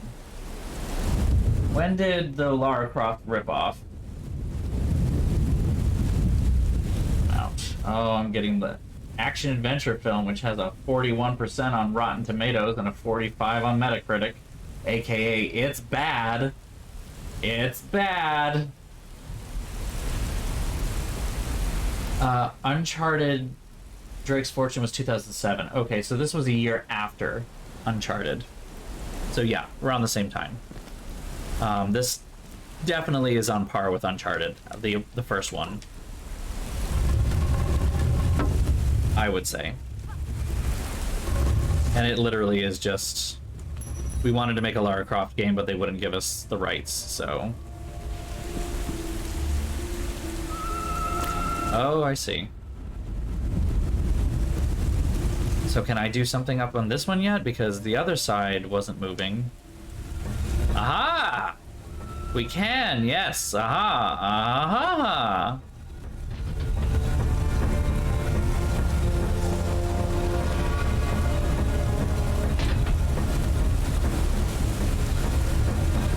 Something sticks in that other thing over there.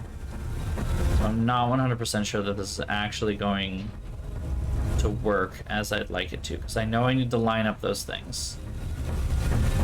Will this actually line up without any further intervention? Maybe? Nope. Not this time, sweetie. The best thing is I can see on the calendar that they put textures on the stones that are actually Mayan numbers. I really appreciate this level of detail and attention. And the reason I recognize that they're Mayan numbers is because of Nancy Drew, The Secret of the Scarlet Hand. Yes, these games will keep coming up over and over again because I have learned so much from those games over time that I did not realize I learned until, like, adulthood. My childhood brain was like, ooh, fun games with puzzles, and now I'm like, I know more about the Mayan numbering system than I ever thought I needed to. Why are you not? I need you to not suck.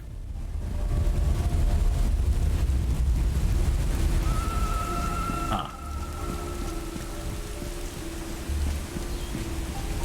Shanja. Yeah. Look at that. Look at you, Nancy Drew. That's where I just came in. That is not open and will never open. How many more times do I have to push this thing? Oh, that's the other way. Come on.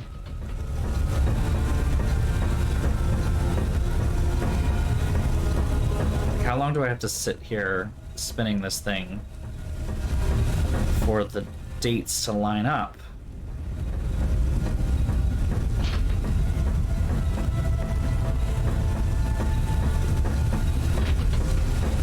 And will they ever?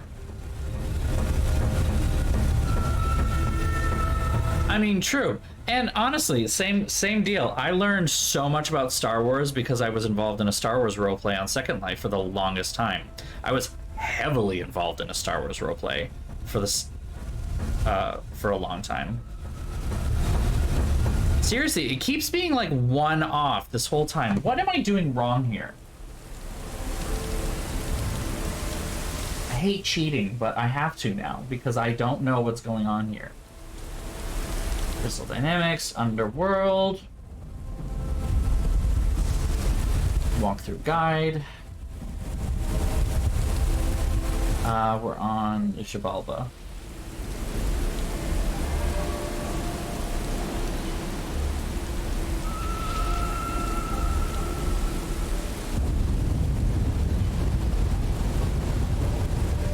Oh! Shit, I missed something important. Okay. Okay. I missed a bunch that's really important, so we have to go backtrack a whole ton because I'm an idiot. How about you just drop? Drop. Drop. Okay. Thank you. God. Nice. Yeah, no, I did a ton of Star Wars stuff, and so I know all of the old Star Wars lore, like everything that came from the quote-unquote Legends canon timeline before they came out with the new movies. I know everything about it. It is terrifying. To the point that I remember watching Star Wars 7 for the first time with my parents and my brother. and I was watching it in the theater with everybody else when it came out, right? And I remember seeing a scene where the X-Wing fighters did a jump to hyperspace on their own. There was no capital ship nearby them. And this was a big fucking deal because it is canon. It was canon for the longest time that one of the limitations of starfighters is that they could not make a hyperdrive small enough to fit on them. Ergo, they could not jump to hyperspace on their own. They needed a capital ship with them to either tag along, basically, like you literally drive alongside and then get sucked into their warp field or whatever, or they needed to dock within a ship. Or in some cases, as was the case in episode 2, Attack of the Clones, there was a ring that was on Obi-Wan Kenobi's starfighter that it docked into, and the ring was a hyperspace drive, basically. Just one giant hyperspace drive. So it was literally, like, not supposed to be possible for these fighters to jump on their own. And, like, they just had that scene where they jumped on their own, like, no one else in the theater cared, but I was sitting there going, what the fuck? And like, no one around me, even my nerd father was like, what is going on? Why are you like this? And I'm like, they shouldn't be able to do that. Like, I'm dumb. I'm dumb. It's fine. Don't worry about it. Crossroads, we want to go straight. Okay. Like, so yeah. And what was extra funny about all of this too is that, like, when episode 8, which is easily my second favorite Star Wars movie, period, if not my favorite, depending on the day, I recognize that my fave is actually bad, but I refuse to look at it that way anyway. But nice, just run into a fucking tree. Good job, Lara. Okay, we're back at this temple right here. So when episode 8 came out and there was all the hubbub about like, oh, they can't do that, and oh, they're disrespecting the legacy of the character, blah, blah, blah, blah, blah, blah. I was like, y'all need to shut the fuck up, because you're pretending that the Legends timeline, you know, the original extended universe, was actually good. And yes, Admiral Thrawn and the Thrawn trilogy was an excellent series of books. But we also had fucking awful things like the Sun Crusher, which I will happily link. It is the dumbest idea in existence. And if you thought J.J. Abrams was bad for having a bigger, more powerful star, here we go, a Death Star, you know, a bigger, more powerful Death Star in episode 7, this is even dumber than that. Here we go. Here we go. Boop. Go ahead and take a look at that wiki article. It is the dumbest shit you're ever going to read, because it's literally like, what if we made the Death Star more powerful but smaller and like made it impossible to... It's just the Mary Sue of ships. It is the Mary Sue of ships. It will do literally anything that the writers wanted it to, and it is fucking dumb. And don't even get me started on, they were like, oh, well, you know, Luke should be in love with Mara Jade, and Mara Jade... I'm like, don't even start me on Mara Jade. Don't even start me. She's not a good character. She's not well written. Don't start. Shut the fuck up. Episode 8 was an excellent movie. Episode 7 was actually a pretty good movie because it did have those callbacks to episode 4. It was more or less a reshoot one-for-one of episode 4, don't get me wrong. But it had those callbacks. It had a purpose. It was very good. It was hitting the nostalgia button for a lot of people. Good, okay. Episode 8 was Rian Johnson going, okay, it's great that we remade episode 4, but what can we do that's different? What can we do that's more interesting? And I really appreciated the direction they were going with that, because, oh my god, it was actually interesting. And the way they left it was actually great. And then they brought J.J. Abrams back for episode 9. I'm sorry, for the episode that doesn't exist. Star Wars is a great 8-movie series. Funny thing is, episode 8 actually has a perfectly valid ending for the entire Skywalker saga. It really doesn't need to go any further than that. 9 is such a shit movie. I mean, that's the thing. Colin Trevorrow was also bad. Like, they were both bad. I wish they would just have brought back Rian Johnson. Like, I know I don't want to sit here and be like a Rian Johnson stan account, but Rian Johnson stan account, let's be honest. Don't give me that sass, Lara. Ryan Johnson is an excellent director. I love his vision. I love his movies. I'm trying not to fangirl because the last time I did that, I was severely disappointed in Christopher Nolan. So, but Ryan Johnson and Taika Waititi are easily my two favorite directors right now. And, like, Episode 8 was so brilliant in the way that it took Star Wars canon and then literally, it's in the text, in the dialogue. Let the past die. Kill it if you have to. It's literally right fucking there, and it's perfect. It did such a good job. There are issues with it. I'm not going to pretend there aren't issues with it. The whole weird casino theme scene had good bones, but it was very clear to me that it should have been Poe and Finn, not Finn and Rose. And Rose's addition could have been handled better instead of having her feel like she was the shoehorned love interest for Finn to make sure you knew that Finn and Poe weren't actually gay for each other, but they're fucking gay. So yeah. There were issues with episode 8. I'm not going to pretend otherwise, but like so much of it, chef's kiss. It had good vision. I wish they had given Ryan the whole sequel trilogy. You were right. Like, don't get me wrong. Again, I will say that episode 7 was and is a good time, because if anything, J.J. Abrams does know how to tug on those heartstrings and to push the nostalgia button. That's his selling point. That's where he excels. It's why Star Trek has worked so well. The Star Trek first movie worked so well. Not Star Trek Beyond Darkness. That's bad. And Star Trek, the one after that, I think they gave to someone else, which was much better. John Chu, I think. Don't quote me on that. Star Trek Beyond was directed by... I don't know where I got John Chu from. That is totally fucking wrong. Justin Lin. Okay. Star Trek Beyond, Justin Lin. That was pretty good. They did a pretty good job. Star Trek Beyond Darkness, or Into Darkness, whatever it is, with Benedict Cumberbatch as Khan, who's supposed to be an Indian man.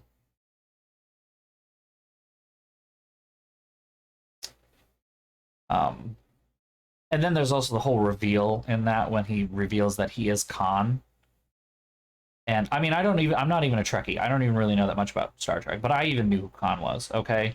So when he does the whole Khan, and the movie is all like, oh, this is a big fucking deal. But like, in this universe, no one knows who Khan is.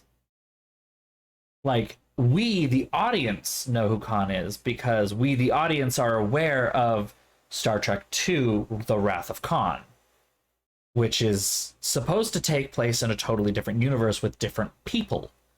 And so when Jim talks to Khan and he's like, I am Khan, and it's a big story plot moment, it's like, what? So yeah. And then, yeah, the Star Trek 2009 reboot is a decent movie. It's decent. I'm not going to say it's excellent, but it's a fun time. It's a fun time. Spock, yep. Leonard Nimoy is excellent in that movie, absolutely. But you're also forgetting about Simon Pegg, who is truly an excellent addition to that cast. Like, they needed the comic relief, and Simon Pegg was perfect for that role. Like, absolutely fucking perfect. Trying to remember. Yeah, Zoe Saldana as Uhura. Chef's kiss. Wow, amazing. She kills it. She fucking kills it. Like, fucking great. So yeah, let's see. I need to catch back up on this stuff. They should have given Ryan the whole sequel trilogy. Right. I had one more thing to say about Ryan Johnson. One of my absolute favorite movies of the last decade, and probably one of my favorite movies of all time, because it really was just like a shot directly into my heart of like everything that I love about certain like the genre that I love the most, even more than spy movies. The like spy movies and mystery are like neck and neck for me, and if there's anything that parodies either of them, I will obsessively enjoy it. Like Melissa McCarthy, whose humor most of the time I really don't like, her movie Spy, fucking hilarious. I still find it funny. Like I love that movie, except for one scene where she has a lot of bathroom humor, and that's one of the things that I just don't like. So yes, Ragnarok, you are totally correct. We're talking about Knives Out. I fucking love Knives Out. It is one of my absolute favorite movies, and over the pandemic it turned into my comfort movie. I literally watched it in some cases like once every 2 or 3 months. Like I fucking love Knives Out. I do not get in watching that movie never gets old for me at all, at fucking all. I love it. It is so brilliantly and well done. Like it is just it's so good, and I'm so excited for there to be more. I'm so ready to be more. And it's frustrating because like one of the reasons that I loved the movie so much was some of the chemistry that was between oh my god, Ana de Armas and Daniel Craig. Some of the chemistry that was between Ana de Armas and Daniel Craig was just like so good, so fun to watch.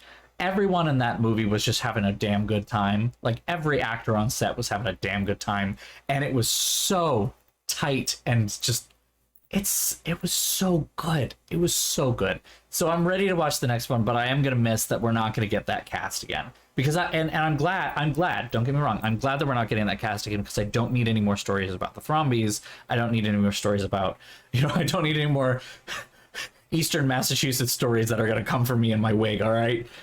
Like, from the first moment, it is like painful but hilarious, because like she pulls up to the house. There are the state police trooper cars right out there. And at first I'm like, is that a statey? Is that a Massachusetts statey? And then like she gets out of the car and one of the state troopers says, "Are you the help?" And I'm like, yep, that's the Massachusetts State Police, all right. Fucking. It's so funny. And like, it's kind of funny even talking about the chemistry that Ana de Armas and Daniel Craig have, because it came up again in No Time to Die, when the last James Bond movie that just came out, and the last one that Daniel Craig will do, because Ana de Armas is in it very, very, very briefly as a Cuban-American CIA operative, and she's fucking great. I want her to come back in future Bond movies because I live for her, and that dress and the fighting. Like, she must have been using tape, because that would not have stayed on otherwise. But that's not what I want. Like, again, whenever I talk about James Bond, people are like, "Oh, it's not realistic." I'm like, I'm not here for realism. I'm not here for realism. If I was here for realism, I would be wanting to watch a Bourne movie. Okay. When you go watch Mission Impossible, you're going to watch Tom Cruise do something fucking crazy on like the Burj Khalifa or something like that, right? You're not going there to watch a realistic spy movie, or what we think of a realistic spy movie is, because a real realistic spy movie is more like Tom Hanks and Bridge of Spies. But anyway, like when you watch Atomic Blonde, you want to watch Charlize Theron kick ass. You don't want to watch what it was really like in Berlin and, at the fall of the Berlin Wall. Like, seriously. Anyway, going back a whole moment. As a bad fanfic snarker, I'm exhausted at hearing Rey is a Mary Sue from certain subset of Star Wars fans. Yeah, the whole Rey is a Mary Sue thing is just because people are sexist. That's it. That's the whole tweet. There is no actual argument that Rey is a Mary Sue. She is a standard Jedi. We literally follow her as she learns how to harness the Force. We literally follow her learning how to use her powers and understanding that she has this raw amount of power that she doesn't fully know how to control. And as she slowly starts to control it by remembering legends that she's heard of, like the Jedi mind trick.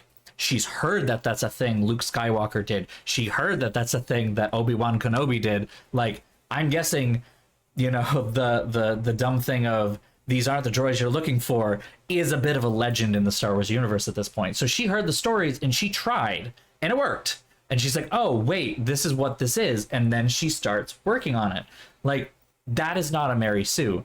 That is a very powerful character that is slowly learning to harness that power. That is a totally different trope and not at all a problem. A Mary Sue is someone who literally just fits any situation and is able to fix it at that moment. Every part of her character is well defined. She has strengths and she has weaknesses. Ergo, not a Mary Sue. Just the fact that she has weaknesses, not a Mary Sue. End of story. No one in that movie is a Mary Sue or a Mary Stu, you know. So, yeah. She has a character arc. Exactly. She has a character arc. She's not just existing in that space. She has a purpose in her life, and she tries to move forward with it.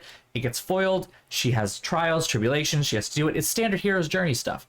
It's literally one of the oldest stories that we have known as the human species to tell. Like, I don't know what to tell you here. They're just they are also racist because they were like, the overlap of Rey as a Mary Sue and how can a black man be a stormtrooper is almost a circle. So they are racist as well. I'm not gonna walk that back to that comment. Racist and misogynist. Yay. Because then they also showed their whole ass again when Rose showed up in episode 8 and they started being a bunch of anti-Asian bigots. So yeah, that Venn diagram is a circle. Anyway, the fanfic when Shepard was a quarter Turian hybrid. You have told me about this before. It sounds fucking bad. Quarter Turian hybrid. I can't get past that. That hurts my soul. Like, it is literally proven in canon that Turians and humans are not biologically compatible, and I know this because I keep romancing Garrus. And Morden has to be like, well, let's talk about having sex with a Turian. And I'm like, yeah, we went there. I'm supposed to be playing a game. we're geeking out about all of these other things besides Tomb Raider, which is what we're supposed to be doing. And I'm not in the right place still. Still in the wrong fucking place. Cool.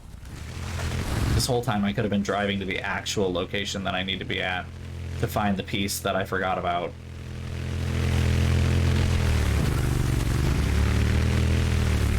Oh, that's a hole.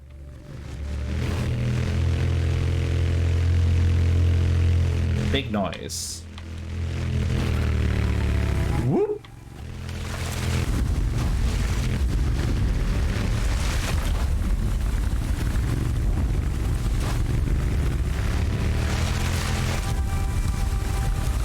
Okay, there's supposedly something here that I'm supposed to get. So we're gonna come back here. I'm gonna open up the thing.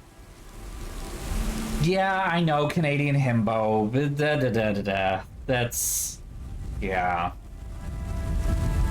It's just...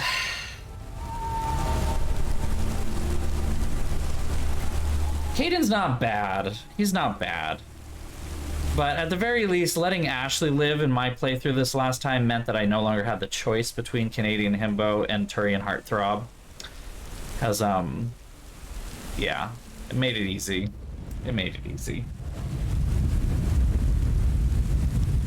Shepard is always right. I mean, my Shepard is almost always right, but that's because I take great pains to make sure she's always right, because if she's wrong, then I feel bad because I hurt someone.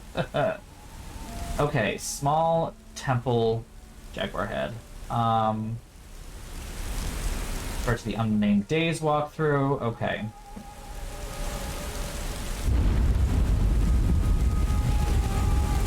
Foot, slow roll in front of the building to get inside the temple.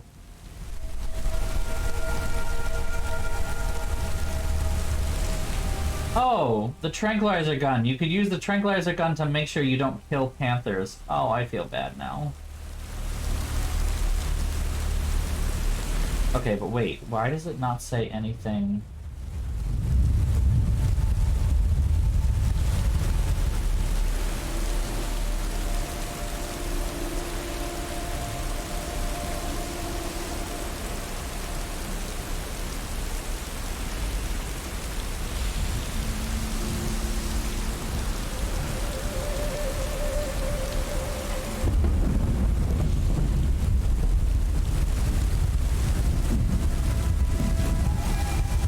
is... Okay. Approach the pedestal at the back of the small temple and take the carved jaguar head. Okay. Okay. So there is stuff to do here that I missed. Let's see what we can do to fix that. Just FYI, I don't have chat open right now just because I'm trying to... I did not need to do that again. I'm just trying to make sure I follow this and get what I need out of this. And also, I need to take a brief bio break because I've been biking again, which means I'm drinking, and now I can close this and go back to chat. Here we go.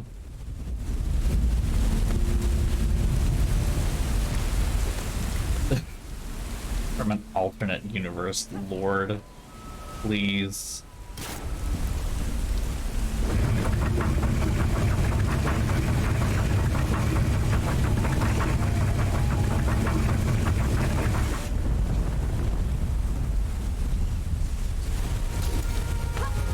I love Mass Effect dearly, but like...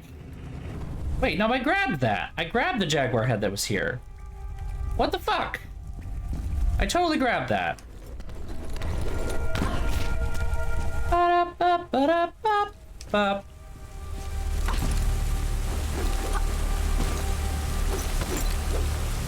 Okay, so we already have the Jaguar head. I don't know why I wasn't offered any kind of way to move forward with this. Okay, so I have the Jaguar head. Road to the first calendar puzzle.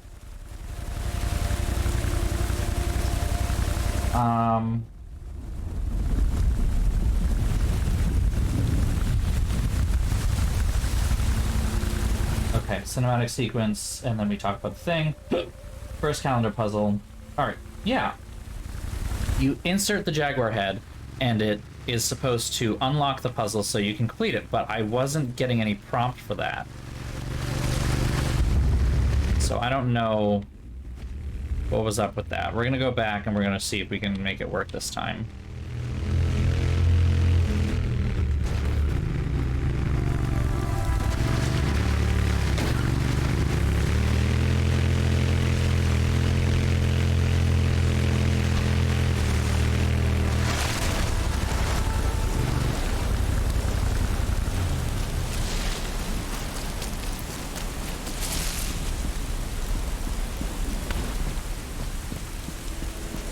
Jaguar head should go on top of the Jaguar over here.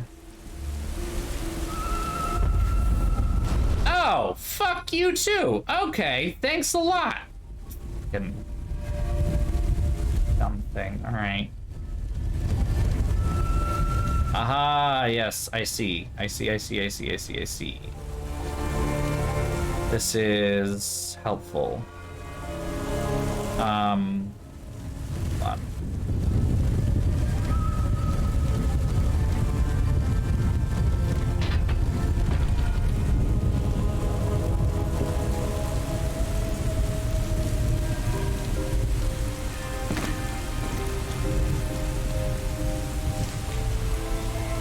I mean, see, that's the thing. I just find it so hard not to love Garrus. He is so fucking wonderful. Even when he's being his weird, dumb, like, you know, vigilante self, you can usually walk him down and it turns out that he's just upset that he can't do something concrete. And it's like, well, hold on, let me help you with that. I can help you do something. And then, like, you do, and then he feels happy, and then he's just a big old happy guy. He's a teddy bear, but he's a small one because Rex is the real teddy bear, but also headbutts you. You know, I love everyone in Mass Effect, honestly. I love all of them, except for Javik. I don't love Javik. He's annoying. There we go. Wasn't so bad this time. That is promising.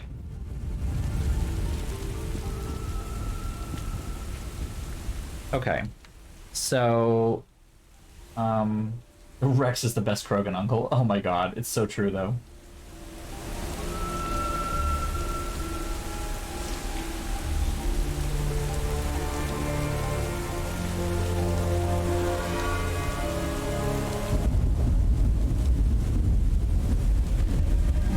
Crossroads, Treasures of the Balacord, but we don't really care because we already did that. Path to the Large Temple. Exterior of Large Temple. I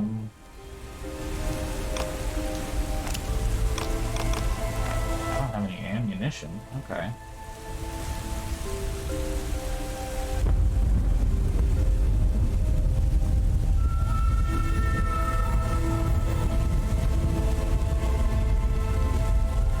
Okay, before I go and do that, I should take a quick break. I really should, because otherwise I'm gonna have problems. So I will be right back.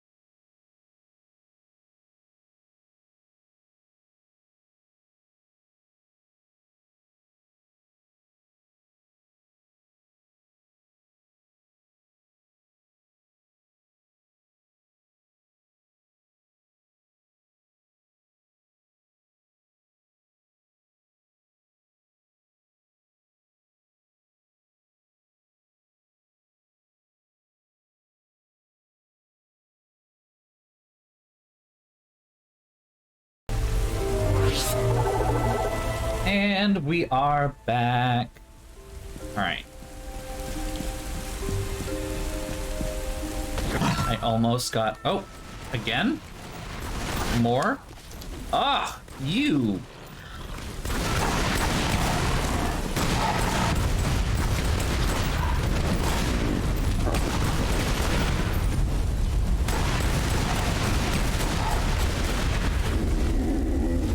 Phew! Okay. Fun times.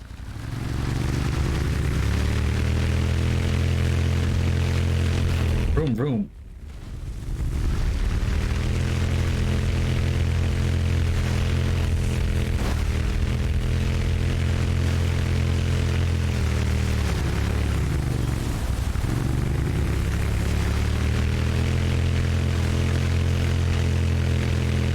Okay, now we should be able to find the stone headdress.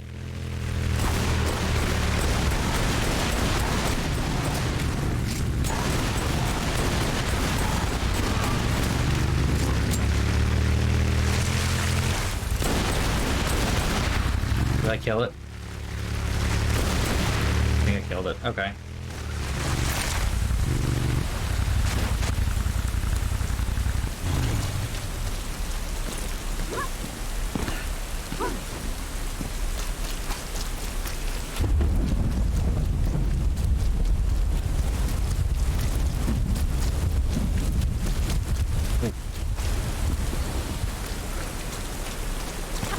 Okay, let's try this again with a better understanding of what our purpose and objective is.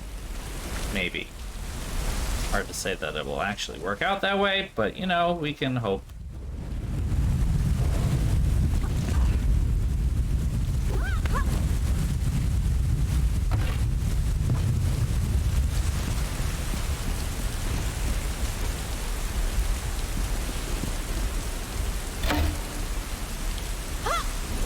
What happens if I go up this way? What does this do for me? Nothing. Maybe nothing. Seems a bit odd. Oh, come on. This is here, but at the same time, nope. Doesn't have the range, darling. She doesn't have the range.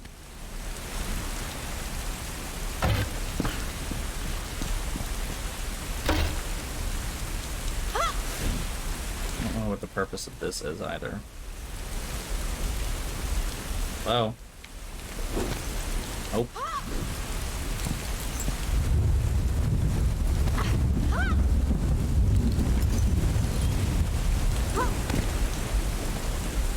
Okay.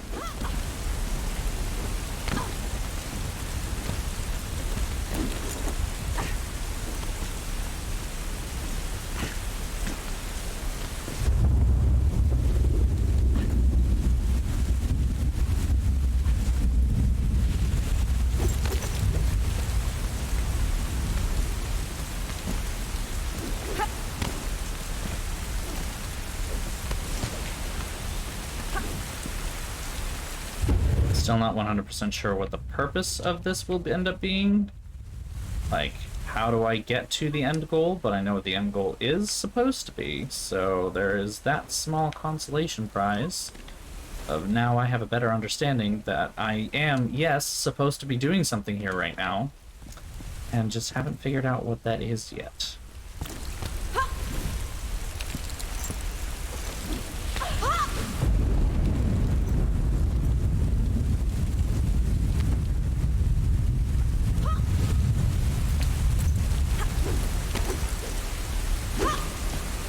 Okay. Made it up here.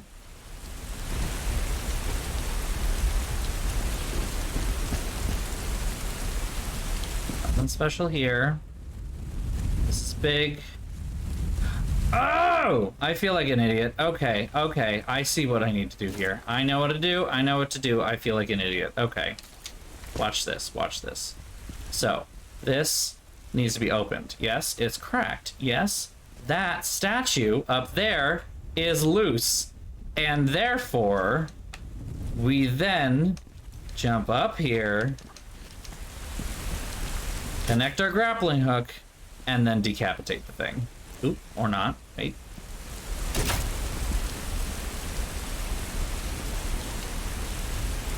Come on. There we go.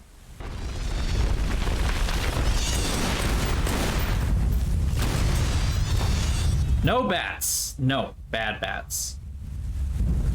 Et voila, we have entrance. I feel like an idiot for not realizing that earlier, but, you know. You win some, you lose some. Am I right, girls? Am I right? Are we having difficulties with the dropping to the ledge thing? Seems like we're having difficulties with the dropping to the ledge thing. Oh, don't fall. They are very large bats, yes. Why are we not? No?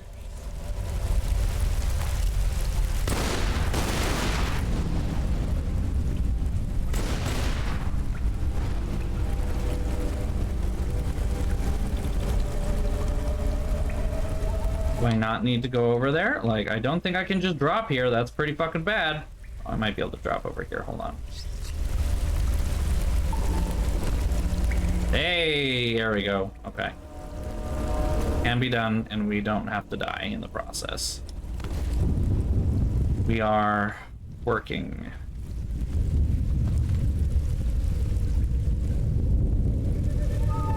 Slowly. Oops. Oh, well, that's a way to get down. Okay. Not what I had originally intended, but I'm okay with this. That is, in fact, a valid, nope, way to get down. The problem is now we don't need to be down, we need to be up. Here we are. Grab the skull. That's not going to cause any problems. I thought those were Thai spiders. Why are they in Mexico? Oh my god, there's so many of them.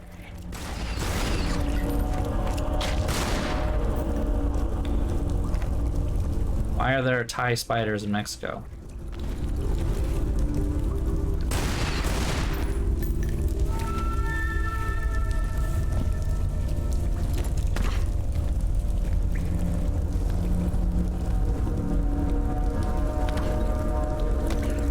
Say, how can you not grab that ledge? It's right there.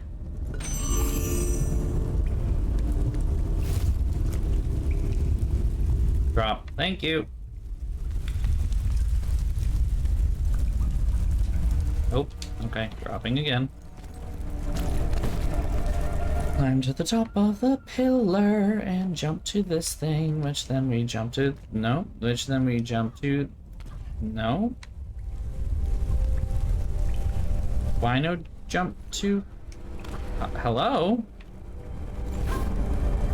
Lara, sweetie, I need you to do me a favor here. I need you to jump to that right there. You see how that's right there and not far away at all? I need you to jump to it, please. Please. Pulls. Let's try over here.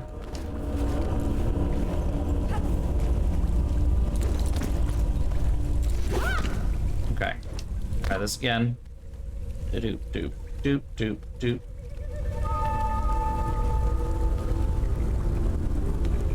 Get a TIE fighter. Yeah. Oh man. What is that one called? It's blue something. Shoot, Blue Harvest. Yeah. Family Guy Blue Harvest. Oh no, you're talking about Robot Chicken. Sorry, never mind. There were excellent Robot Chicken Star Wars ones though. I was thinking of Family Guy. Sorry. Family Guy Blue Harvest, Robot Chicken Star Wars. My personal favorite was when they actually had Carrie Fisher come in and voice a bunch of skits with as Leia, and it was just so good. She was so wonderful. Fucking absolute treasure of a woman. Gone too soon. Rip.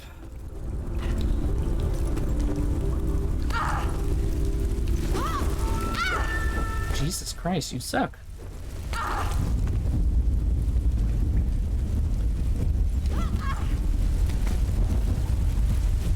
Bangkok to get a TIE fighter. Yeah. I mean, that makes sense, yeah. The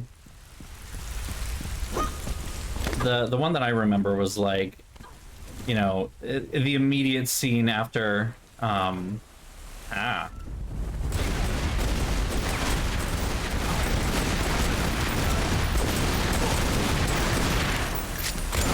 it was supposed to be parodying the immediate scene after the destruction of Alderaan. Or no, right after when Obi-Wan Kenobi dies, or is doomed into the Force or whatever it is. Not actually dying, but you know. Oh fuck! Hi, dude. You straight up look like fucking Australian poacher, like the hat and everything. And it's Luke just sitting at the table in the Millennium Falcon just being like, oh, I can't believe Ben's gone. And she's like, oh, I'm sorry. Did the old man that you met just a few days ago die all of a sudden? I'm just sitting here wondering what I'm supposed to feel about my entire planet, everyone I've ever known and loved just disappearing out of nowhere. Something along those lines. I'm paraphrasing because I can't remember exactly what it was, but it was hilarious because it's Carrie Fisher. And it is kind of curious because the game does spend an inordinate amount of time focusing the movie spends an inordinate amount of time focusing on how Luke feels bad because Ben Kenobi died, but like Leia's just soldiering on after her entire planet has been destroyed. No big deal. One of these siblings has actual, you know, shit to do. It's not the one with the floppy blonde haircut. Luke really was a whiny bitch for the entirety of episode 4. Yes! Something, something, something dark side. Something, something, something dark side. Something, something, something complete. Oh my god, let me up and grab the thing! Okay, you know what? We're gonna move this. We're gonna move this. We're gonna move the block away from the pole so that now I can just jump, grab the pole, and nothing's below me. Cool, we love that. And we made it. Okay.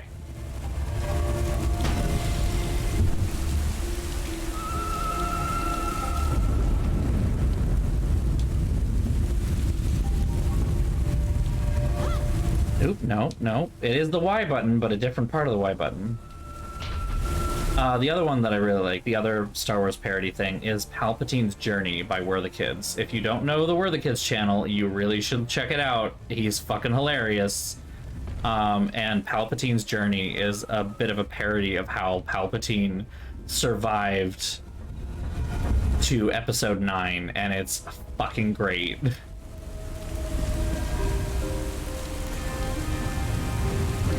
And like we quoted that so much when we went to Star Wars Land and Disney in 2020, and we quoted the other We're the Kids short, which was Witches on Tinder, which is also excellent, by the way. Like, the apple, Miriam!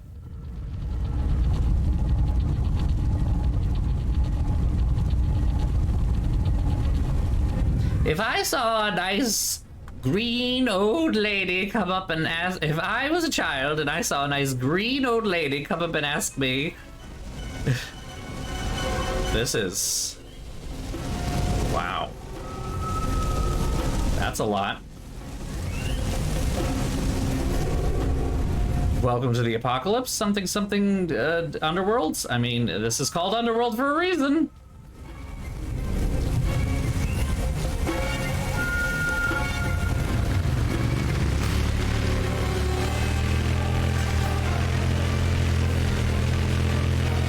This music is so fun.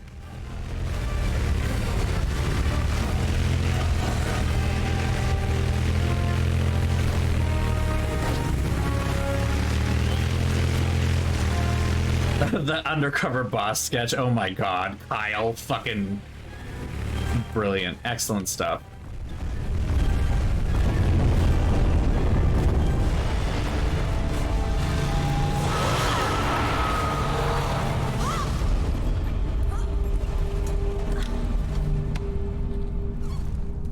Welcome to Xibalba. Mayan hieroglyphs. The place of fear. It's definitely Xibalba, the Mayan land of the dead.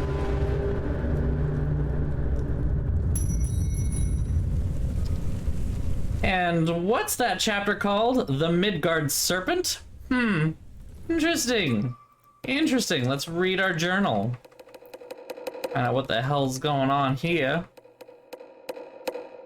Mayan calendar, we already called that. Xibalba. Place of fear. Unclear whether Xibalba was thought to be a supernatural afterlife or a city of people who worship death. Commonly believed to have been in Guatemala, it appears Xibalba is farther to the northwest than previously thought. If the pattern of Thor's artifacts giving rise to local underworld myths holds, then I might find things akin to the thrall tigers my father brought back from Bogavati in Thailand. Oh, we're not going to talk about the Midgard Serpent? Okay. Well, we haven't... Spoiler alert. Never mind. Well, that's not moving because we need the other jaguar head. So let's go find one. That is a skull. We're gonna have some classic Tomb Raider trap moments here. Like spikes coming out of the walls and shit. That is a skeleton. That is another skull.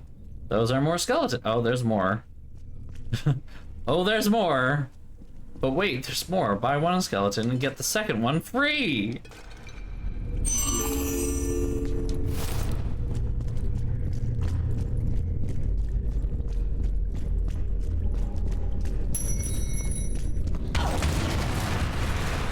What the fuck? I think I was supposed to take the bike now looking at it, but I don't know why touching that killed me. So violently too. Like, man, okay.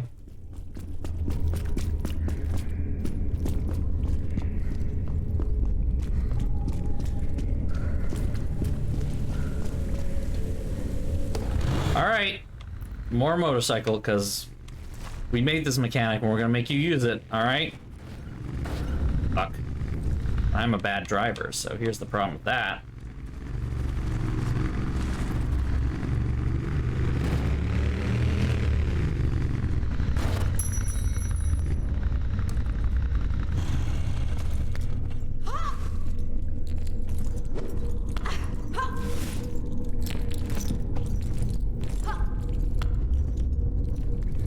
I don't know what I'm doing with this. Why are these here? What purpose does this serve?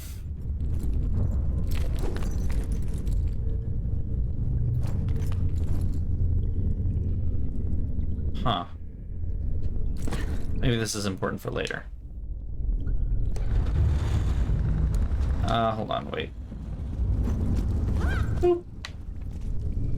I shoot the pots. Can I shoot the pots? Thank you. Oh, nothing there. They designed the tomb for a motorcycle, absolutely, you know, because the Mayans were definitely thinking that someone like Lara would come along in the future. There we go. All right, that's a success. That one looks like less of a possibility, so maybe not. And also, welcome to the stream, Sillies501. Hope that I said that correctly. I apologize if not. Oh, shit. Come on. No, no, honey, honey. Thank you. And then... not high enough. Okay, noted. Let's see how one can... No, oh, damn it. Come on, work with me here. Okay, that's not gonna work either.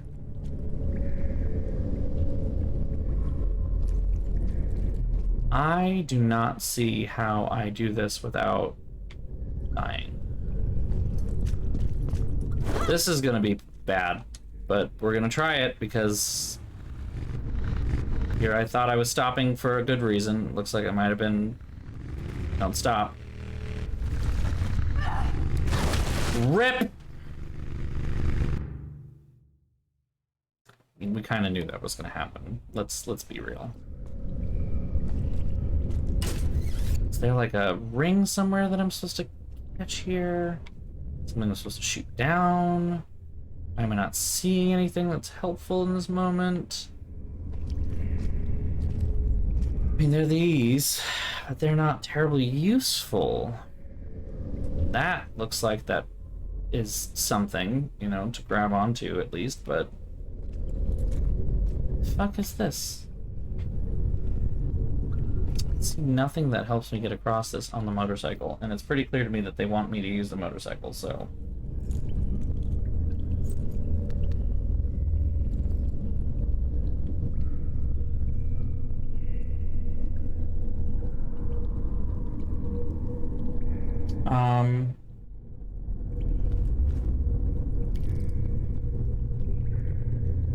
Ignore the pole, yes.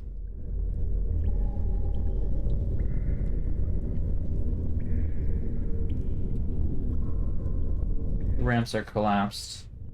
Raise the ramps. First grab the lower of the 2 horizontal poles, climb in toward the wall, turn to face the left side of the alcove, jump straight up, stand on top of the pole, then jump toward the left side support column. Oh, you use the chimney jump. Okay. I see. I see. I still don't know exactly how this raises the things, but okay. I'll... Oh, that didn't work. Other side. I'm a dumbass. Here we go. That works better. Oh. Okay. I heard you. I heard the fucking spiders. Little scary assholes. Holy shit!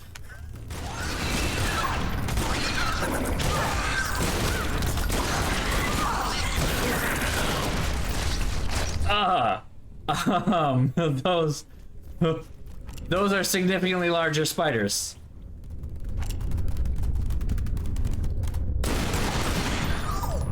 I am okay letting it keep. They are Dragon Age spiders, seriously, like what the fuck? Why is it not dying when it falls into the pit full of spikes? Please and thank you. Stay down there. Fuck you.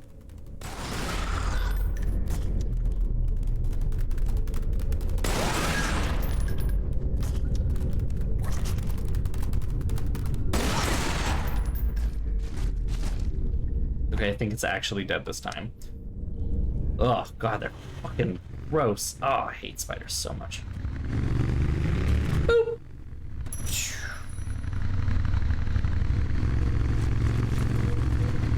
Slowly around the corner. Hold on, wait. There's a health thing. This is PC. I am playing on the PC with an Xbox One controller, which took a little bit of finagling to make work properly because it did not work the first time at all. Okay, here we go. This is where, oh, okay. This is where the good shit starts, right? The Lords of It does look really nice, yep. 4K crispness. Sending them into devious trap rooms. I'm not streaming at 4K though, so. Well, I hear those spiders.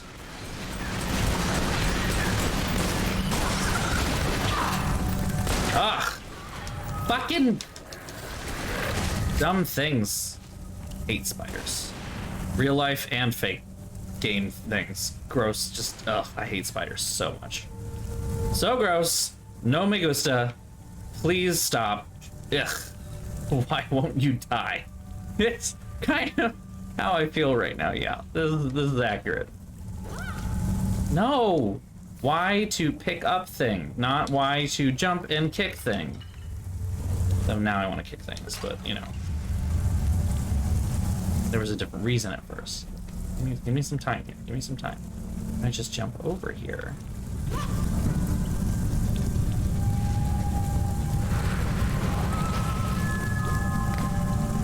There we go.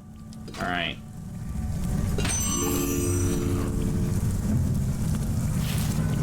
This is a door. I thought I just heard a jaguar.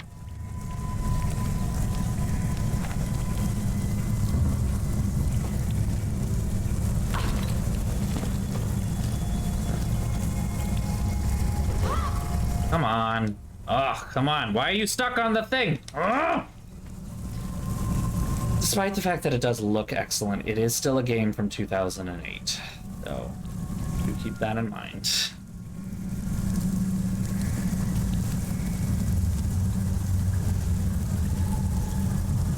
Some of you are missing your staffs.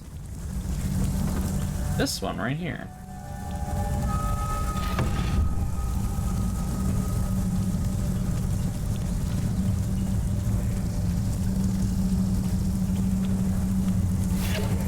See if we can find the other ones.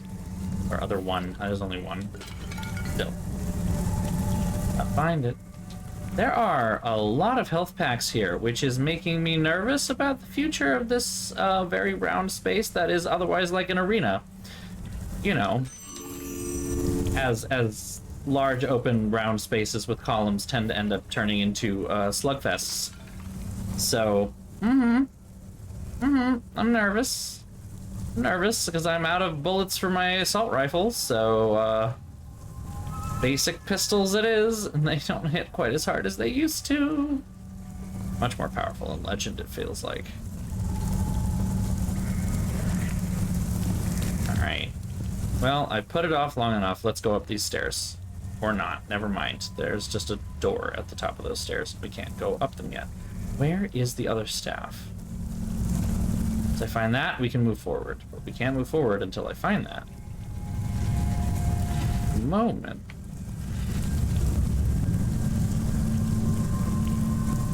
Let's use the bike.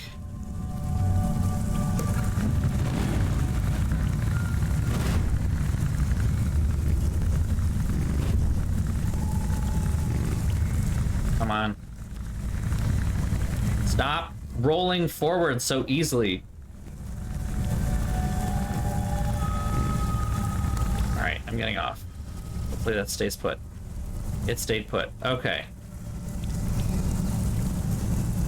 What did that do? It didn't seem to open any of the doors. If I stand on the other one myself, that also seems to do nothing. Curious.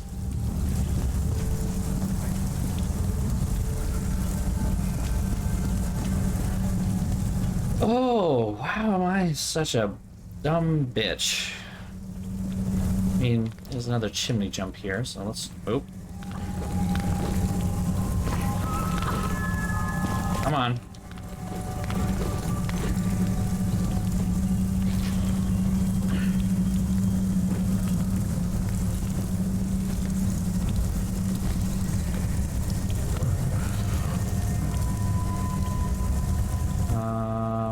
Jump behind?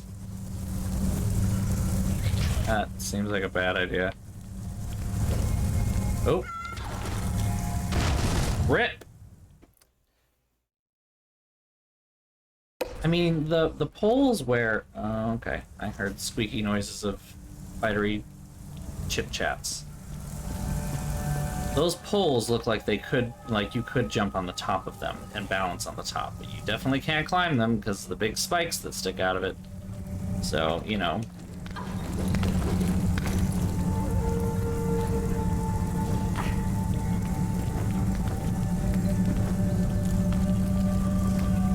So let's try a backwards jump. It's a bit of a blind leap of faith here, so it was a failure.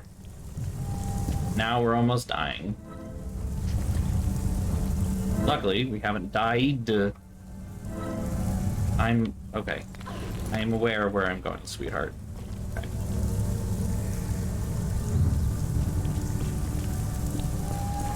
Or maybe I'm not aware of where I'm going. Where am I going? What am I doing? What's happening here? What's going on?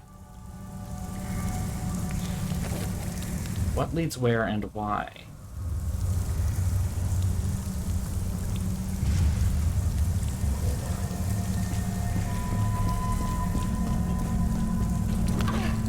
Come on.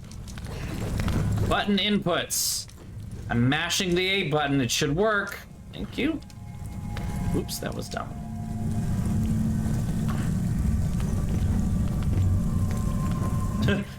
It's true. Yeah, no, this was, hey, we didn't have time to make this actually work as a gameplay mechanic, so we just added a bunch of health packs because we know you're going to get close to dying so many times.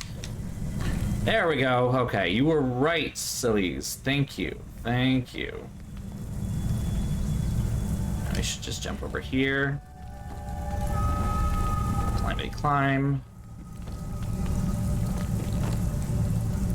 I don't know where this is going. We jump onto that pole. Well, this led me to an artifact, which was nice, but not what I wanted. But does that mean...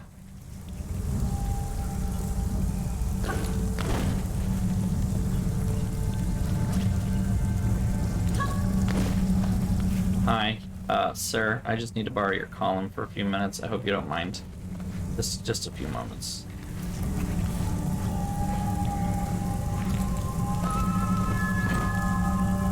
Okay.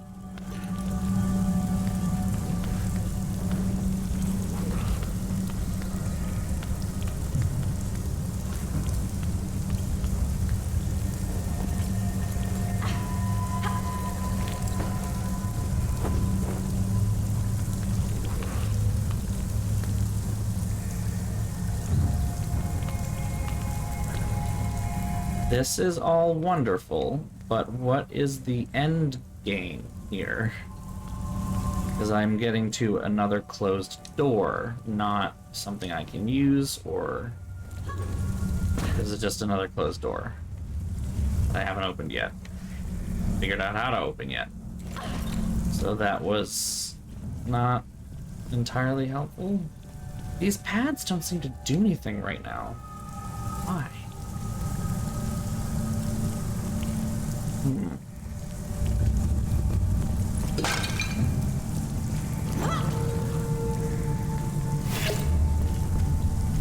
Not over here. There is a slide. Oh. Noises? There is a slide right here.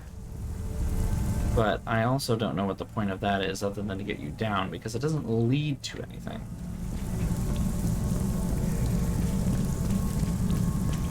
And that slide leads you to that door, but the door is also not open. I haven't figured out how to open the doors yet. I feel like I'm missing that other remaining staff for the statues, and I can't find it. That's my problem right now. Ah! I just found it.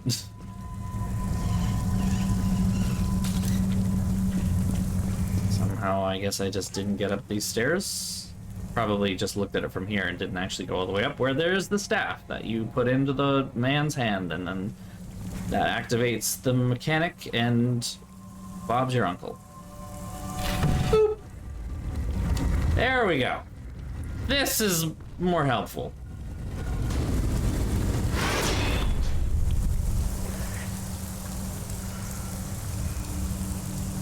Please keep your hands and feet inside the vehicle at all times.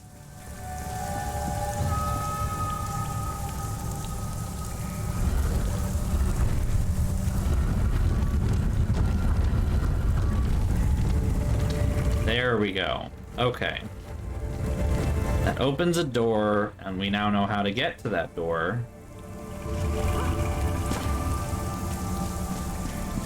Let's just go ahead and open all of them.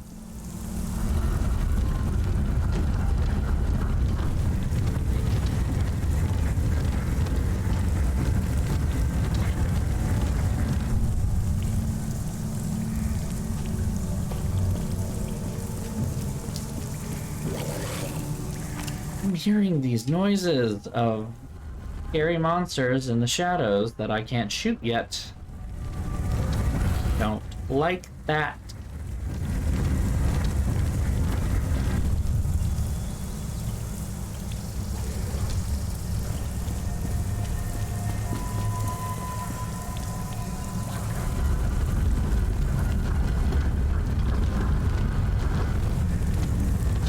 Okay. All of our doors are open. Now it's just time to take advantage of the fact that they're now open, and we can go into their probable puzzle / torture chamber. You know, could be one or the other. It could also be both, because a lot of times in our cultural depiction of the Maya, we said, why not both?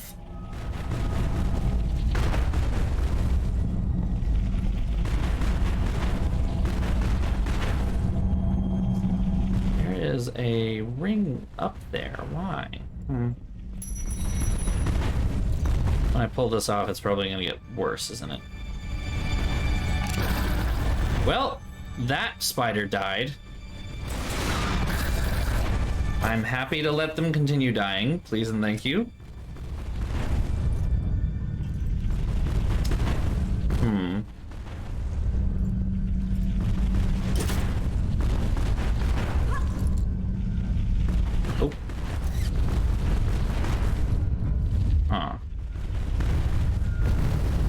Oh.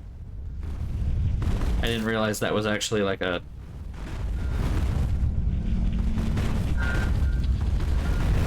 This man with the nose ring is gonna save my life.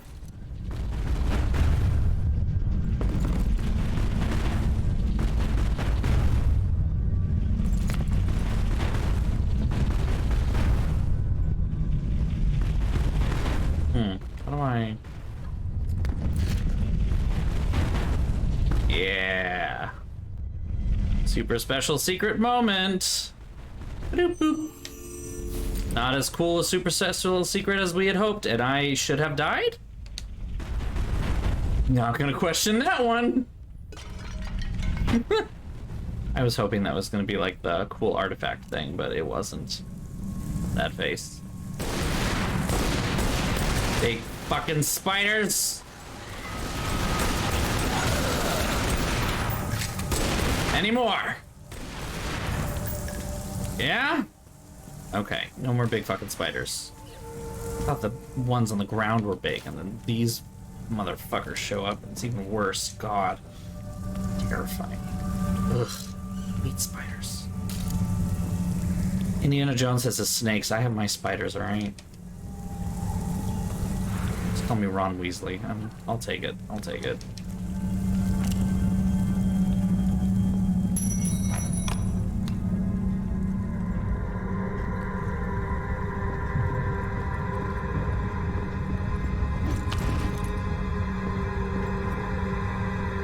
Was this a failed torture chamber? Like, why no traps? Why no move?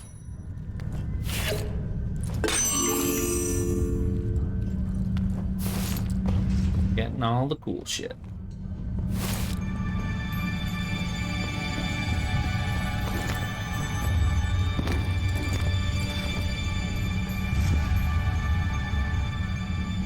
Can I just jump from here? I can. Nope. Little RuPaul's Drag Race moment. Is she gonna jump from there? Oh my god! That didn't work. No. That was a nice thought, but no. How does one achieve this sense of acquiring that doohickey in the wall? A single-use torture chamber. I know, right? Seriously, guys, you need to be more sustainable, alright? Make sure that you're not having single-use torture chambers. Make sure they're recyclable. They should at least be able to be recycled into new torture chambers.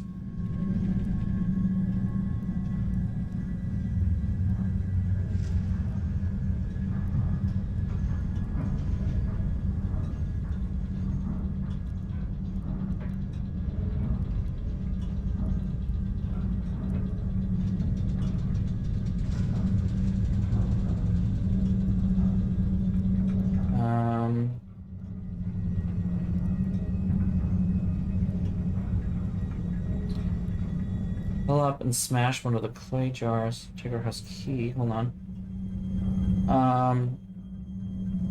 Oh, okay. Yeah, in order to get the thing. Okay, this is apparently is the Jaguar house. Ergo, you, in order to get to that, you sprint. Or not. Wow, nice sprint, Lara. Not a lot of lead time to be able to sprint, though. That's the thing. There's, like, just not much space. Come on. We can make this work.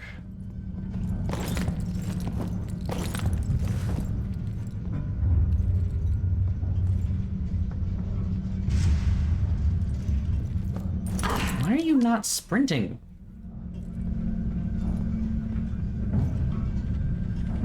Come on. Ah. See, not sprinting fast enough is the problem. Like, not getting to sprint fast enough. I am hitting the buttons and they are not doing the things. I mean, yeah, use the previous victim bones. It's a strong building material. I mean, and it's organic. sustainable, right? It's a sustainable resource. It's terrifying, but it's a sustainable resource. Jump won't work here. Must sprint. Do you have the treasure dropped on the floor? Yeah, I am sprinting, but it ain't working. Why ain't it working? Literally trying my best here. Can't get any. Oops.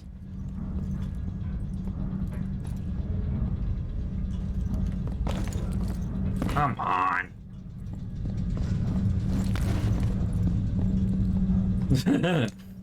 Monsters ain't but screams. God. What if I ran around the corner? Yeah, that worked. Okay, that was dumb.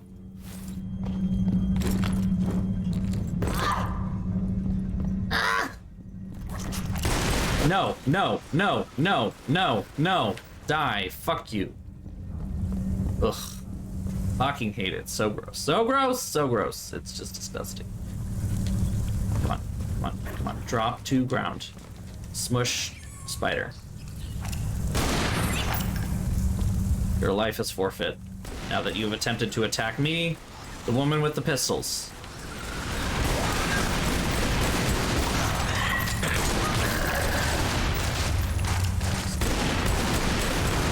Shoot the spider in its big gross face. I see you over there. Yeah? Any more? Okay. Well, we can put this key in. Boop. The spider with no. The emo list. Oh my god. It's not wrong though. It's not wrong. It's just sad.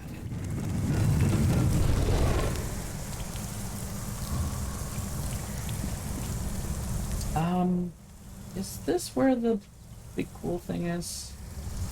No, this is not where the relic is. Okay, so we won't bother with the guide too much then.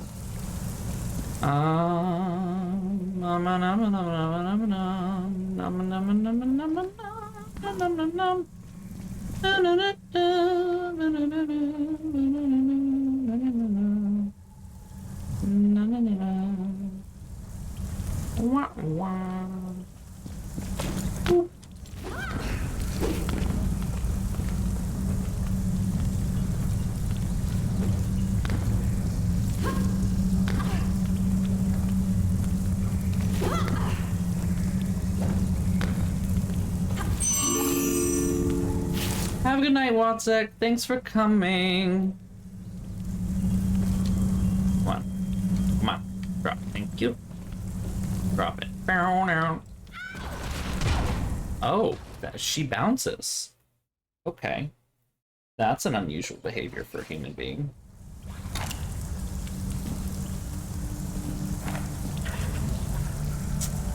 That was not the way I wanted to go to accomplish my goal, but it was a direction. Oh, there is a spider. Fuck you. Any more? Thank you. Okay. Here we go. Nope.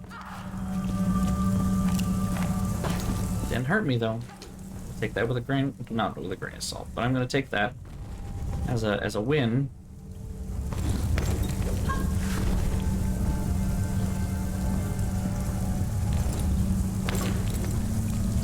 I know, the physics, the ragdoll physics.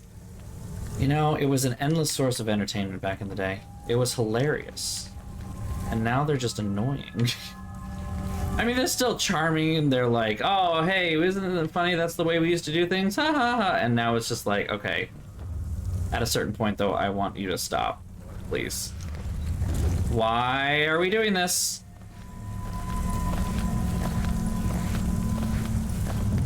The more relics she grabs, the bouncier she gets. Until she's just literally like a rubber ball level of bounce. Nice. Nailed it. Boop.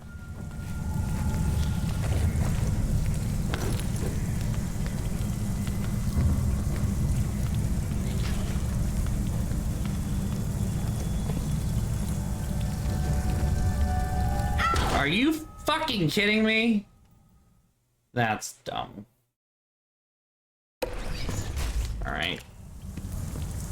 Let's attempt this whole process again.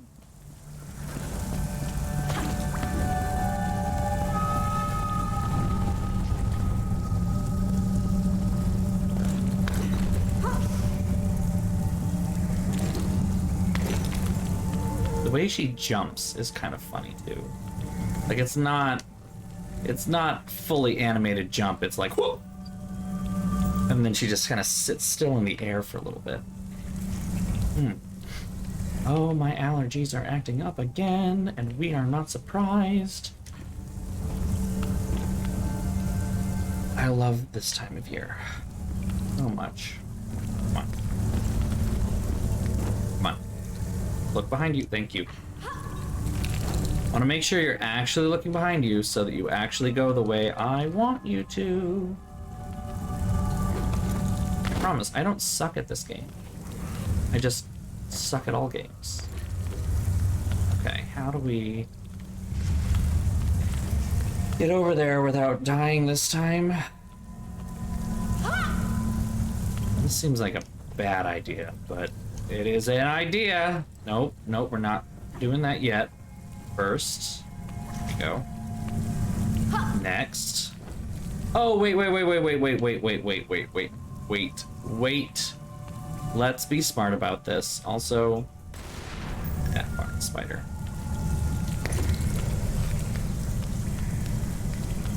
Let's be smart about this. Stand here, jump to this thing, and then jump onto the bada. There we go. We love to see it.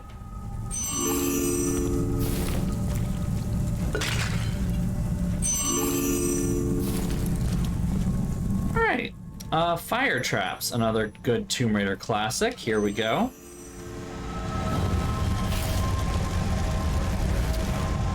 How do we survive this?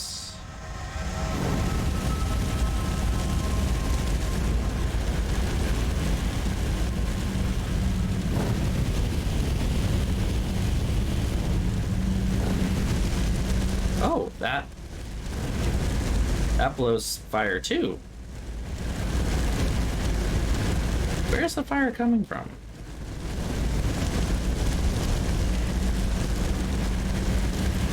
Oop, okay, never mind.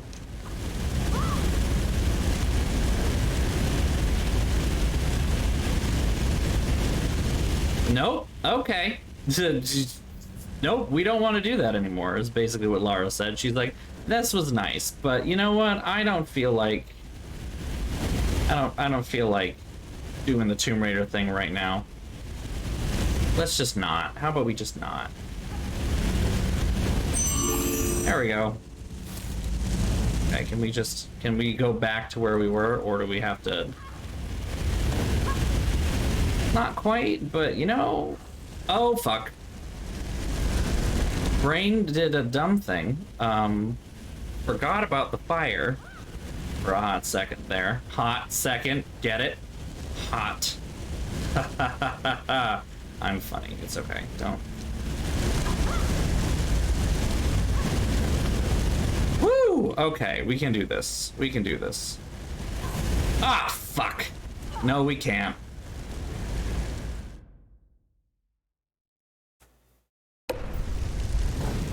Alright, attempt number 3, I think? You know.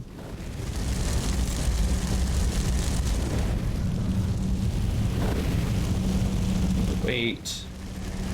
That to go, then quickly. There we go.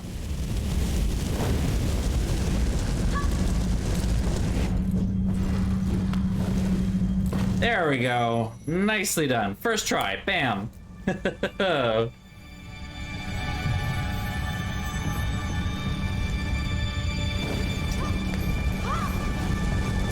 Now the getting back part. Without dying. It's the key. The key to this particular riddle is not dying.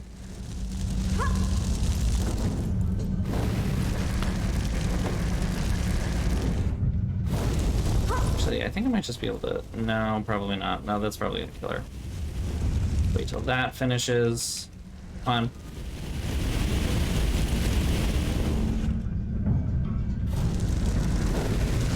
very close to a lot of fire right now.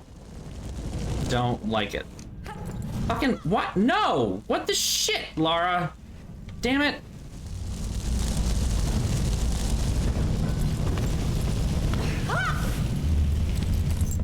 Come on. We're jumping forward this next time, okay? Forward. Hear that? Why are you... Ugh! Can't jump through that. That's not gonna work, but apparently... Am I just...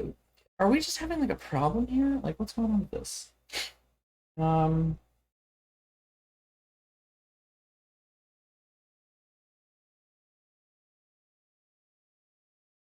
Okay.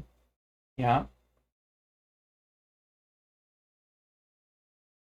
On the left, pull up onto it, jumping along, pull directly above, climb hand over hand to the right, onto the next pull toward the wall, turn so Lara's facing the entrance, wait for the other flame jet, right wall to go out, then swing, jump, grab the short pole beyond it. Yeah, can hang for the short pole safely even when the flame jet below is on. Begin swinging with the short pole.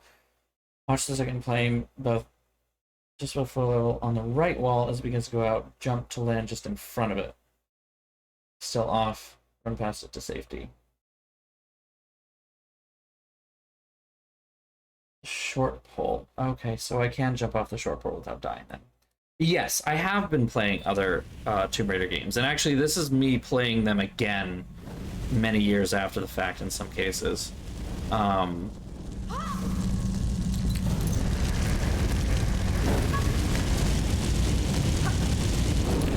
Okay, so I'm watching the flame that's right there on the right at the bottom. Okay, good enough.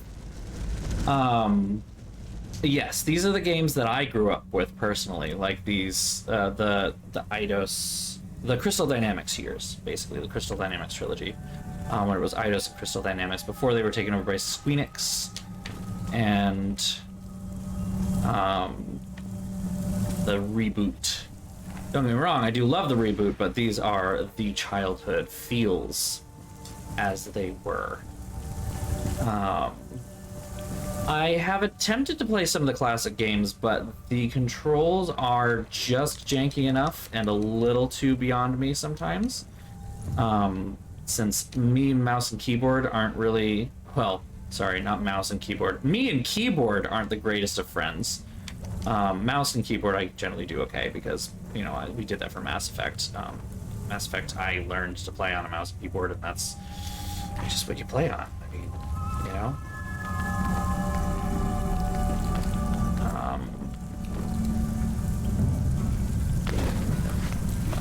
So, you know. And of course I played the new reboot trilogy, of course. I do really enjoy those. They're not quite as camp as this is. This is far more camp to me. I enjoy the over-the-top nature of this far more than the realism with a hint of mysticism that the new trilogy has started taking on. I don't hate it, but it's just that's not what I loved about the original Tomb Raider series that I played these ones, you know? I don't know. I'm crazy, though, so... This is the one I haven't been in, right? Yes. Jump here. Jump to here. Yeah, the PS1 era, that stuff, I didn't have a PlayStation, first of all, and, you know, didn't play the games when I was... these are sharp. I didn't play the games when I was a, Whoop. Okay, those keep going. Okay.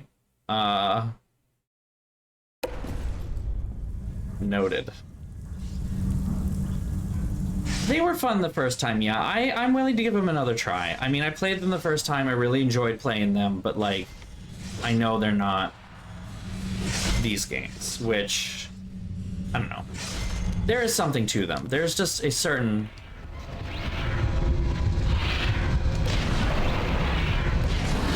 Woo! Okay. Bullet time realness. First try, easy clap, GG. Well, that stopped all of the things, but now we have all these sharp things that are stuck. Did you just... No? I thought that was a ledge we jump on.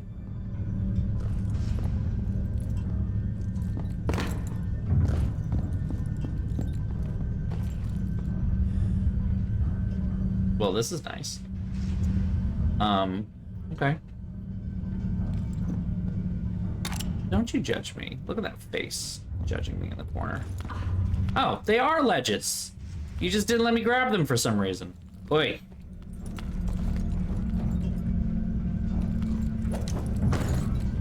This feels more precarious than jumping through the big ones to kill me. Also, any moment these might just start operating again, you know. No me gusta, please and thank you. Here we go. There we go. Boop. Drop. Drop. Exit. We have finished all the puzzle pieces. Now it must be to put the puzzle together. Now, hold on. Did anyone... I see you! I fucking see you! Get... Asshole. Stand up here so you can't come fight me. Although I think you can climb walls. So, you know, grain of salt that. Any more? I see small spiders. Small spiders are easy, but I don't like them either. Because they're small and terrifying. Especially when they get lost and you don't know where they are. There are lots of them because there are lots of spiders. So many spiders. Any more?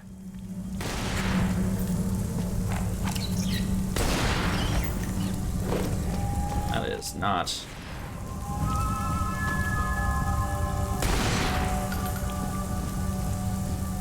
Any more? Any more? We good? Okay. We good.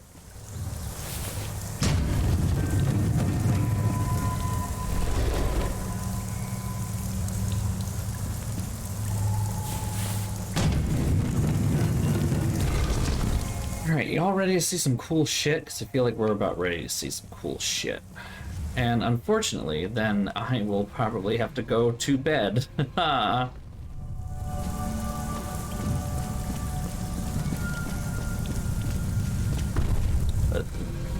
stopping around here might actually not be a bad place. Cliffhangery, but you know. Here, I was thinking we would finish in 2 streams, but nope. That's probably gonna take me another day.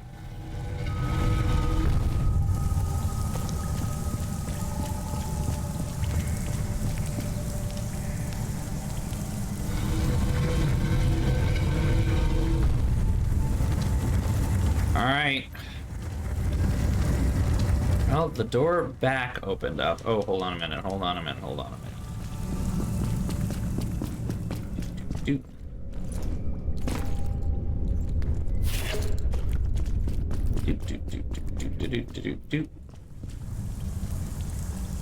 The door back opens. How much do you want to bet I should probably face this bike towards said door?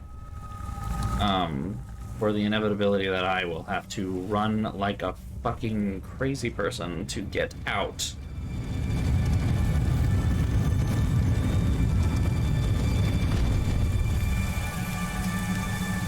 Okay.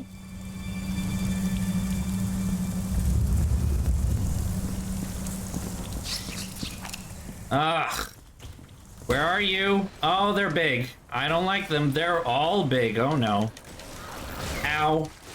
Pain and suffering. I am backed in a corner. Oh, it's bad. Fuck you. Kick you in your face. Yeah? Okay. Ugh, fucking spiders.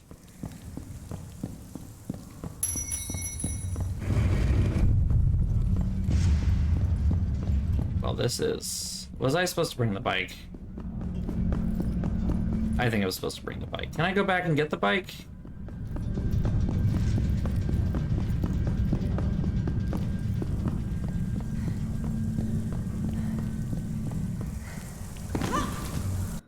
Am I supposed to bring the bike? It seems kind of like I need to get the bike.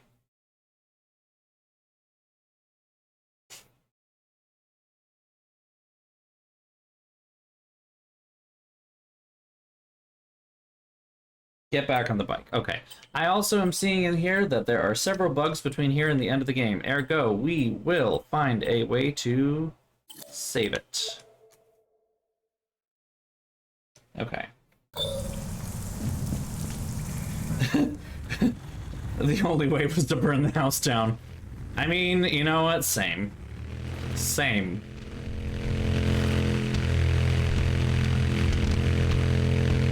Why is this going so slowly down this? Wow, it's going so slowly, and I don't know why. Like, it has to have better traction than this. Hold on. You thought you could hide, didn't you? You really did think.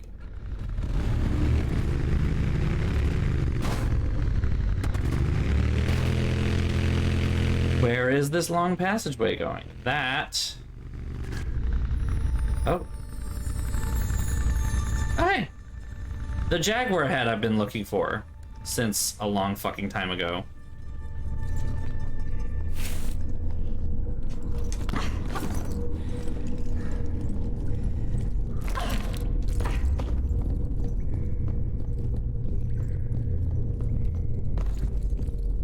Well, this looks interesting, doesn't it? Das ist das. We're back in some more Proto-Norse ruins. The Midgard serpent Jormungandr that lies on the bottom of the ocean, encircling all the world. Coming of Ragnarok. Jormungandr thrashes beneath the sea, flooding the land and vomiting its deadly poison into the air. The final battle of the gods. Thor kills Jormungandr with his hammer, Mjolnir, but then he retreats only 9 steps before he succumbs to the serpent's venom. That all feels like that should be really important. And this looks really cool. And I feel extra bad because we may have to pick it up next week. Because it's 11 o'clock and I need to go to bed. How much further are we to the end of this level? Oh, there's a lot more. Never mind. Yeah, we have to call it here because there's a lot more in this level alone. There's a lot more. And then I know there's at least one other big level after this before the end of the game. So I knew we weren't going to finish the game, but we're not even going to finish this level tonight. So, with that being said, I think this is where we're going to call it for the night. I'm going to make another save, not overwrite the one we just made. There's so many autosaves. Oh my god, where? Ah. Okay. Nope, I know you can't overwrite autosave games. Alright, we're gonna save that as save 2, that's fine. Okay. Well, that's some fun stuff though. Struggle and a really long interlude about Rian Johnson's Star Wars and my general nerdery of several different topics, and how much I like him as a director. And Knives Out is a perfect movie. And I will not be taking questions, thank you. I also said, I'm going to add a little controversial thing right at the end of the stream here. I also said that depending on the day, Episode 8 was either my favorite or my second favorite Star Wars movie. My favorite, controversially, is Episode 1 sometimes. I recognize it's a really fucking bad movie, but it's so goddamn stylish, and Padme Amidala is the greatest character of all time and will not be taking questions. Thank you. Seriously, like, child me saw that pop up on screens and was like, I want all of her outfits, I want her ship, I want her life, I want her palace, I want everything, which means that I just need to move to that one particular palace in Venice. Not Venice, I'm sorry. Florence? I don't remember. It's somewhere in Italy. It's beautiful. It's huge. It's gorgeous. They filmed, like, on location. It was great. So, I mean, yeah, that's the thing. The prequels weren't good, but the universe it did create was amazing. And I love universe building. That's kind of what I like to do. And, like, coming up with cool things to happen in that universe is great. Also, Clone Wars, excellent. Absolutely excellent. Excellent. Episodes 1, 2, 3, meh. Clone Wars, mwah. Episode 1 had, like, the good parts of a plot in it, but it got lost in the weeds somewhere. Like, the whole political maneuvering of it's not an occupation, it's it's not a blockade, it's a this, or it's a business thing. Like, I wish they had explored more of that and a little less of the Jedi Jesus thing. Anyway, that's our stream for tonight. And that's our stream for the rest of the week. I will not be streaming until Tuesday. I'm going to be gone this weekend. I'm going to be down on the Cape, and I'm going to enjoy biking around, hopefully, Martha's Vineyard, Falmouth, and Provincetown. It should be nice.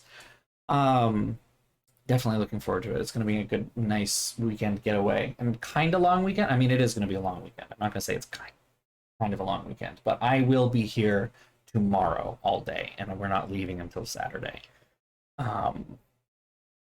There's really no point, and honestly, I wouldn't mind having a while on a Friday to, like, chill and rest, which may or may not be my last work from home day. I don't know how to feel about that. Shit. So we'll see what happens.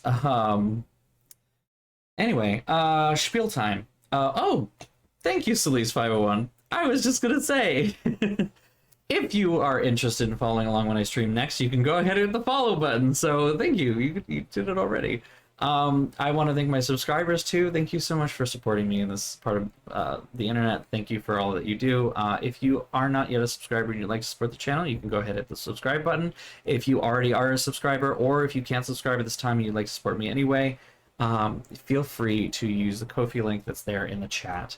I also want to say that you can be notified of future streams, not just ones that are happening at the moment, but you can be notified of future streams by following me at BOSTrophyWife on Instagram, at BOSTrophyWife on Twitter, and you can also join our Discord. Link is also there in the chat. Just go ahead and click that link and you'll be added to our channel. It's a nice, lovely little place. We have a little chats every once in a while, talk about cool things that are happening in our lives and in just nerdery in general. So it's a fun little place, yeah. So yeah, we will come back on Tuesday of next week. We will pick up with more Tomb Raider Underworld. Next on deck after Underworld is going to be more Dragon Age. We're going to hit up Dragon Age Inquisition, so the big one, the one we've all been waiting for, the one that's shiny and pretty and works well. AKA combining the best of both Dragon Age 2 and Dragon Age Origins, mashing them into one and saying, here's a good game, right? And the answer is, yeah, it's actually pretty good. Is it as brilliant as Mass Effect? I'll leave that for you to decide. Anyway, so we'll be back with more Tomb Raider Underworld next Tuesday. Probably going to finish it in one more stream, so I'm guessing we're going to finish it on Tuesday. I hope to see you then. Until then, I hope everyone has a good weekend. If you're in the United States, I hope you have a good long weekend. I hope you have Monday off. If not, I hope you're getting paid extra for working on Monday. But have a wonderful weekend, everyone. I will see you all next week. Take care, and I'll see you all soon. Bye-bye. Mwah.